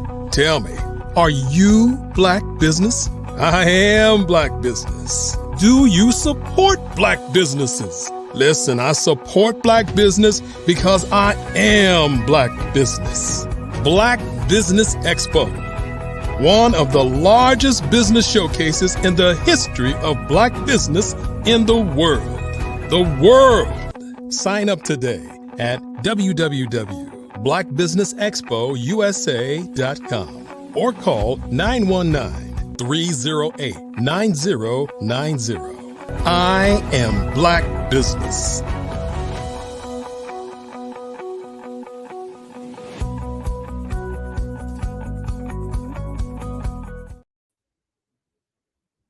Good afternoon, business owners, entrepreneurs, thought leaders, and corporations. Welcome to the Black Business Network. My name is Sydney Wormsby, and I'm your business moderator for this afternoon on the Black Business Network. The Black Business Network is a 24-hour business network showcasing Black businesses, business owners, entrepreneurs, and thought leaders worldwide. We have speakers from North Carolina, London, from Singapore, Africa, from Japan, and from cities all over the United States. The Black Business Network is a global community sharing its business knowledge to empower, to inspire, and to educate businesses about business. Your next speaker is yours truly. I will be talking a little bit about leadership. We've had some great speakers this afternoon talking about growing your business, talking about their entrepreneurial journey and how they got to where they are today. I'm going to talk a little bit about leadership for those of you who are either leading within someone else's organization, or leading your own organization. And the concepts that I'll talk about here in terms of leadership will apply anytime you're really trying to influence, other folks, to do things that you either need them to do or want them to do. But I talk about change not only from a transformational, when things are going bad perspective, and often that's when we think about change. That we think about change when something's going wrong and we need to course correct. We need to go in a different direction. We need to make something different happen, and therefore, we think I need to change this. I need to come up with a new strategy. I need to get folks to do things differently, et cetera. And that's accurate. That's true. That is an example of change. But when I'm working with my clients on growing their business, what I want them to understand and what I help them to see is growth, even positive growth, is a change. And therefore, we need to really implement techniques that are effective when we're trying to impact change, and that we need to use leadership style and strategies that are conducive to change management. So we'll talk about that. Change in general is not something most people are comfortable with. Change is something that is usually makes most people anxious, makes most people nervous, makes most people fearful, even if it's a change that they want to make, because change is really about the unknown, the uncertainty. It's the dark forest, that we're going into, but we don't know what's on the other side. It's the curtain that behind which we don't really know what's there, or the door that's closed, and when we open it, we're not sure what's going to come out next. And in fact, many folks much more famous and popular than me have made lots of quotes about change and its effect on the impact on people. Peter Drucker, who's a famous consultant, business coach, business consultant, once said of change, the greatest danger in times of turbulence is not the turbulence itself, it's the act, it's to act with yesterday's logic, meaning that, look, the turbulence, that's causing the change isn't the danger. The danger in change is to act with the thinking that you had from prior to the change. There was one of our former presidents, Woodrow Wilson, said, if you want to make enemies, try to change something. And that's not only true in politics, that's true in business, that's true in life in general. People hate change. They're uncomfortable with change. We can talk a little bit about why, but what I really want to talk about is what should your leadership style be for change? And so I won't be able to talk about a ton of things or everything that's important in this area because only have 30 minutes. So I'll try and give you some highlights, some major points, some things to think about. And the first, we really want to make sure we're working with the same definition or definitions about change and about leadership.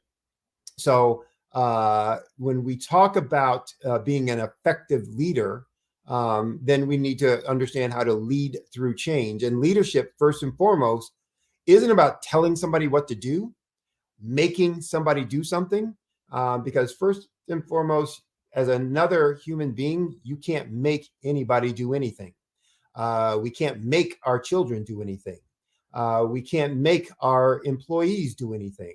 We can tell them to do something, but it doesn't mean that they're going to do it. So leadership isn't about making or telling somebody to do something. It's the ability to influence them, to inspire them to take action. So your ability to influence and inspire the action in others is everything that leadership is about. Influence. Change is really about periods of uncertainty, periods of growth, periods of disruption, whether that a period be voluntary or involuntary. So we're going to think about change, whether it's being forced on us, therefore involuntary, or whether it's something we choose to do, voluntary. So we're going to look at how do we influence others, inspire the actions of others in times where we're growing or disrupting, or there's simply uncertainty. And the first thing that I always tell folks to do when you're going to try to lead others in change, it's to first get yourself right. Because if you don't get yourself right, you're not going to be able to, align other folks. And so by getting yourself right, I always mean understand your mindset. And first and foremost, understand, why am I doing this? Why am I getting ready to lead this change? And first and foremost, it can't be about you or some, great benefit you're going to get from it. Can't be about, being more popular. Can't be about getting a promotion. Can't be about getting a raise. Can't be about any of those things. If so, you're going to come off as being disingenuous. You're going to come off as being self-serving. You're going to come off as, really not being sincere. And you're going to lose, in being able to influence anybody from that point going forward. So you need to focus on the leadership of change with a mindset of being a servant leader. And that means you're there to make sure everyone else is served, has what they need in order to affect or impact the change that you're trying to create or cause. So you have to have a cause greater than yourself. That cause really needs to be underlined and supported with the concept of servant leadership. You need to know what your vision for that change is going to be. And it's simply a reality that hasn't happened yet. So when you think about the vision you have for the future, the change that you're trying to create, for most effective leaders, that change is a reality that they see as clearly as they see the nose on their face when they're looking in the mirror, or as clearly as they see their hand when they put it up in front of their face. It just hasn't happened yet, so they don't question it. And that vision typically is tied to their values, what they believe at their core. And that's an important piece, because if it is at your core, then it's going to be something you're going to always act consistent with. And it's going to help you to come across as authentic and real. And as I said before, consistent. It's going to make sure that, or it's not going to make sure, but it's going to result in you having fewer contradictions between what you do and what you say. Because if it's tied to your values, then your actions almost always tie closely and align closely with the words that you speak, and therefore the actions that you take. It also, if it's tied to your values, is going to make it easier for you to explain to others. So when they start questioning you or challenging you on why this new path, why this new direction, why are we going to go after this new objective or goal, it's going to be easier for you to explain, because it's so connected to who you are at your core. So with that in mind, let's kind of take a few steps as to what is that you need to be doing if you're going to lead change. And the first is, with the team that you're going to be leading, the group that you're trying to get to course correct, you need to create a sense of urgency. The why are we doing this? What's so important or critical about this thing? And this change, therefore, needs to be clear. It's not a nice to have. It's not a nice thing if we could do it. This is a must do. And you want to create that burning building, that dire situation, that impending doom, that if we don't make this change, the world as we know it is not going to be the same. It's going to end. And that doesn't mean to be dramatic and make stuff up. But that means you really have to paint the picture of why this change is necessary. Because again, people don't typically want to make change. They're uncomfortable with it. And so they're going to look for every opportunity to slide back into those things that are familiar, those habits that are typical and routine, because they're comfortable. Just like a old pair of shoes are comfortable to slip on. So we're going to create a sense of urgency. The next thing we want to do is establish why the change, the benefits of the change. What good things are going to come out of when we make this change. We've painted the picture of the impending doom, created the sense of urgency, but what's the positive side of that change? So when we make the change, what great things are going to happen for us? And I always use the acronym WIFM, and you may have heard of that as well. WIFM, WIIFM. WIFM stands for What's in It for Me. What's in it for me? And so when we're asking people to make a change, one of the first things going through their mind is, why should I do this? What's in it for me? And they typically understand, even if you've only explained the sense of urgency piece, they understand what's in it for the business. They understand, they may even see what's in it for you. They may assume they know what's in it for you. If you're the owner, they're going to assume the reason you want me to do this because you want to make more money. If you're the manager, you want me to do this because you want to get a promotion. You want to look good. You want to get a raise or whatever. So they're going to assume in some cases or know in other cases what's in it for either you or the organization. What they're looking for is what's in it for me if I do this. And that's not necessarily a selfish attitude, but what they're trying to understand is, why should I go through all of this angst, agita, turmoil, change, disruption? What benefit am I going to get for it? And there's two things that, or three ways that we can do this.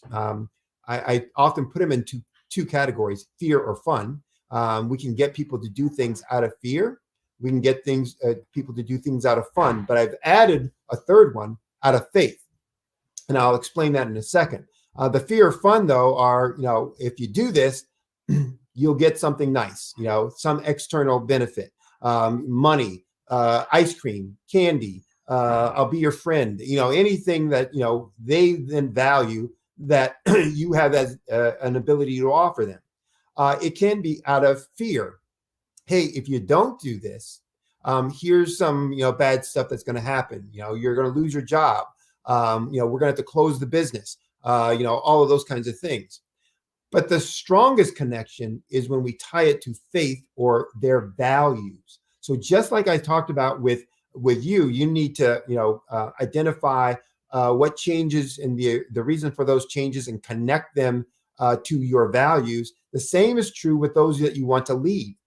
The more you can tie that change and what's in it for them to their values, they're going to feel a stronger connection and therefore a stronger commitment. And that change and the commitment is going to be much longer lasting. So people don't often resist change. What they really resist is being changed. And so what they fear when there's going to be a change is that they're going to be changed, that somehow they're not going to be the same person that they were before. And so what you want to do is make sure you're connecting what you're going to be asking them to do to who they already are at their core, and how this change just reinforces that. It supports that and gives them a reason then to say, I can salute that flag. I can be committed to that. You also want to make sure, third thing, you want to make sure that you're creating milestones. I call them markers of progress. You want to be able to help them see where they've come from and how far along the journey they are. And so milestones become a great way to do that. And if you establish those up front, if you establish those before the process or the project starts, then each time they pass a milestone, they get to identify their progress. They get to make note of their progress. They even get to make note of how far they still have to go. And so it becomes easy, for them, to be a monitor, of the status of things. But it also is great because it breaks the long, hard, arduous journey of change into bite-sized chunks, little pieces, that it makes it easier for them to digest. Change, as I said before, and I'll keep reiterating, is hard. It's difficult. The change process can be taxing. It can be, it can wear you down both physically and mentally if you let it. Breaking things down into milestones, bite-sized chunks, allows you not only to create a process for breaking the work down into smaller things, but also to give everybody a chance to see the progress that's been made and a place where they can celebrate that progress. And I'll talk a little bit about that in a second. Fourth thing that you need to do from a leadership perspective and leading change is to create a team of loyal lieutenants. That's your leadership team. Those are the folks who are going to help you in this journey of change, to keep the troops rallied, to keep the troops organized, to take on specific tasks that you can delegate to them, et cetera. So they're going to help you share the vision of where you're going. They're going to be your eyes, ears, mouth when you're not there. So when you're not there, they're the ones speaking that vision that you've established for the organization, up to that point. And they're going to make sure that everybody else knows very clearly, specifically, what their role is. They're going to be your trusted advisors, so that you need to make sure that you are taking and adhering to their advice, not dismissing it out of hand. They're going to be the ones that you're trusting to carry out the instructions and directions and strategies that you've created or established, or in some cases, the team as a whole, the leadership team as a whole is established. And so if you can't trust them to be able to do that, then you're not going to be able to have as much progress and definitely not as quick a progress that you would like to have in this journey of change. They're also the role models of the new way. So as you're creating this new organization, going toward this new change, they're the ones who are going to help you show everybody else what the right, correct behaviors are to be successful in this new journey, this new way, in this new life that you're creating with the change. So you want to make sure you're selecting people for this leadership team who role model those values, who role model those skill sets that are going to be important and critical. If you're saying, hey, going forward, what's going to be really important for us as an organization is that we are adaptable and that we are quick to make changes, and that we collaborate in a teaming and teamwork environment, and everybody that you put on your leadership team is just the opposite of that, is stuck in their ways, doesn't collaborate, wants to work in a silo.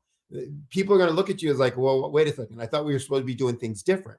But if you put people on that team, that leadership team, who role model the kind of behaviors, the kind of skill sets that you want the organization as a whole to demonstrate, they will, one, get filtered through the rest of the organization faster, but it will also be an illustration of the success that they can have if they start adapting those same kinds of behaviors, those same kinds of skill sets, those same kinds of values. So you also, last and not least, about leadership, the leadership team, you need to make sure each one of them has a particular skill that you're going to need for this change journey. So there's the movie with Liam Neeson, Taken, where he says, I have a particular set of skills. You need to make sure each person you're selecting for this leadership team has a particular skill that is going to be necessary. And so that the team as a whole has all the skills that are going to be necessary for this change journey to be successful.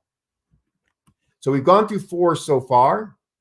5th one, communication. So in real estate, they always talk about 3 important things are location, location, location. Well, in change management, there are 3 important things: communication, communication, communication. You can't communicate enough. So you're going to take every opportunity to talk about a few things. You're going to take every opportunity to talk about your vision.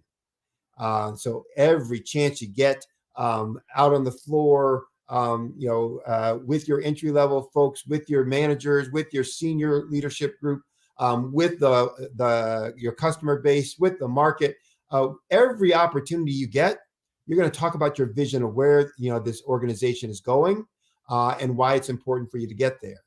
You're going to talk about your progress every opportunity you get, how far you've come, What are the things that what are all the things that you've accomplished? You're going to also want to talk about your setbacks every opportunity you can. Why? You think, well, that's negative. Why do we want to talk about that? Setbacks are important, one, to acknowledge that they've happened, because everybody knows that they've happened, but they're also an opportunity for reevaluation and for new strategies for success. But it's also important for you to understand the things that you overcome. So yes, it was a setback, but we overcame that. And now that's why we're here.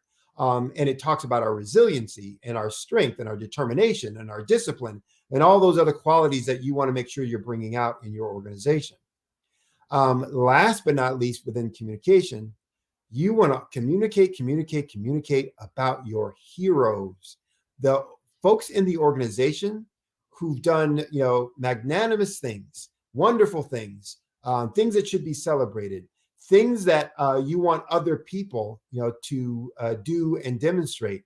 And they don't have to be monumental things in the sense of they cured cancer, but they have to be heroes because they exhibited the kinds of skills, the kind of qualities, the kind of attributes and personalities that you want the rest of the organization, to demonstrate. And yes, it's also nice, if they, have done something phenomenal, won a new client, solved, a huge problem within the business.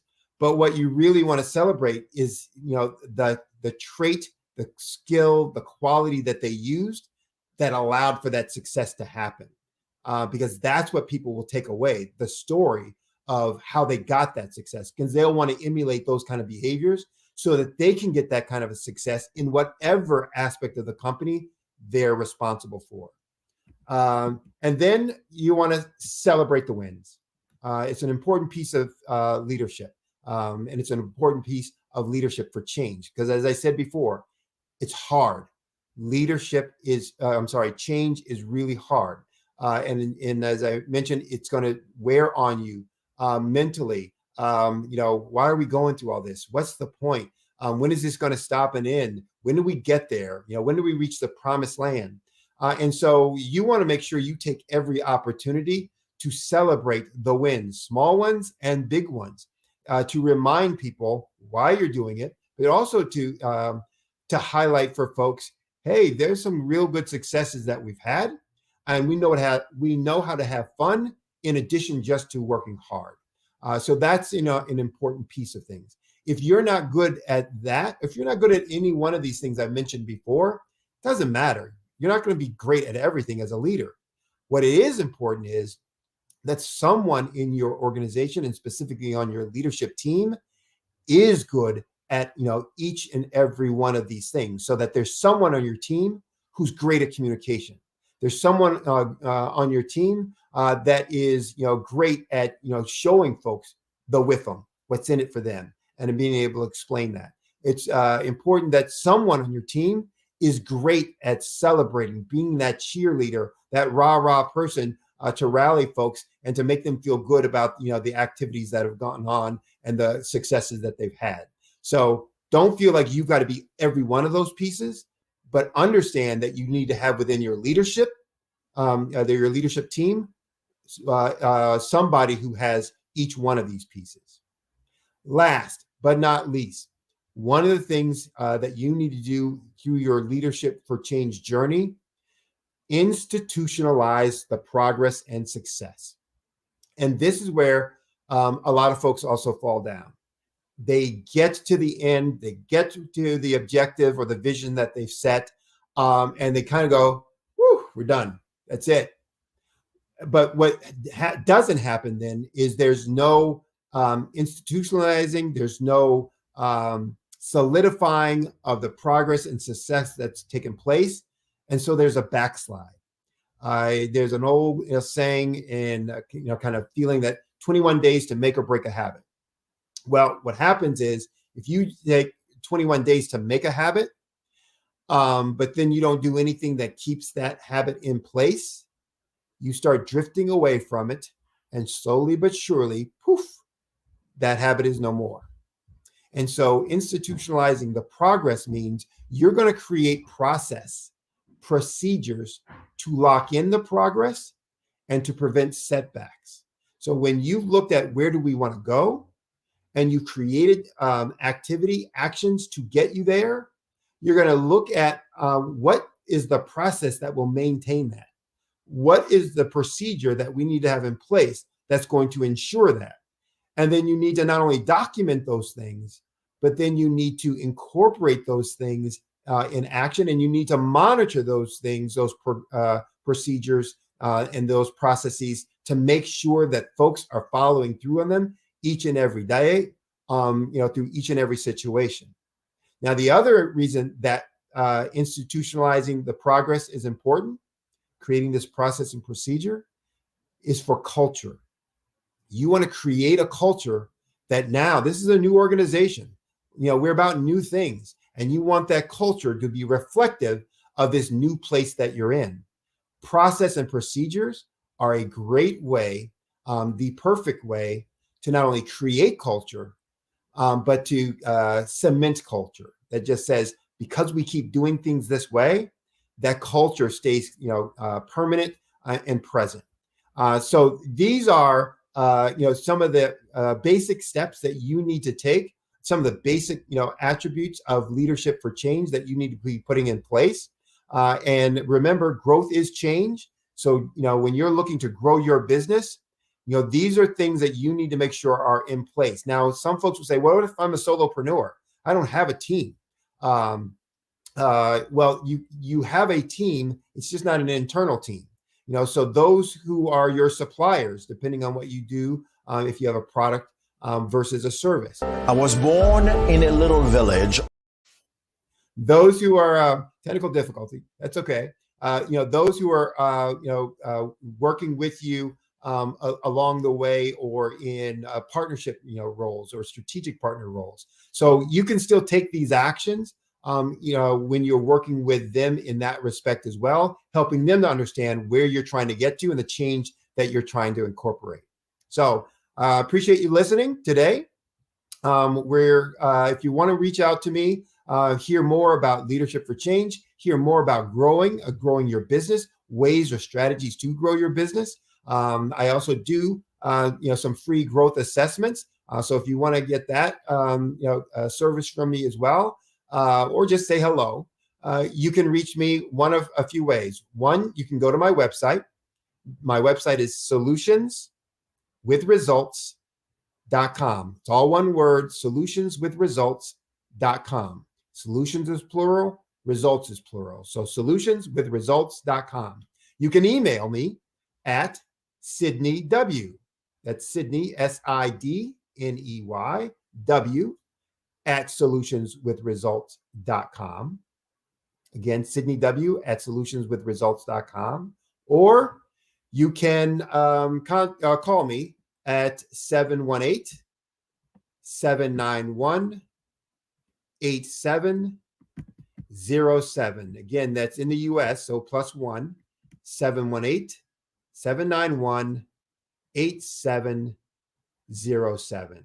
So again, appreciate you listening to my talk this afternoon. Look forward to hearing from you. And just remember, the Black Business Expo's mission is to raise funds for high school seniors going to college or for K through 12 entrepreneurs.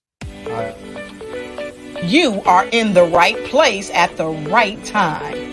The Black Business Network opens again for its Black Business Olympics, a 24/7 broadcast on business, strategies, global branding, social media marketing, finance, advertisement, and much, much more. Featuring the top, most powerful entrepreneurs and speakers and thought leaders from all around the world as they gather together for this phenomenal event.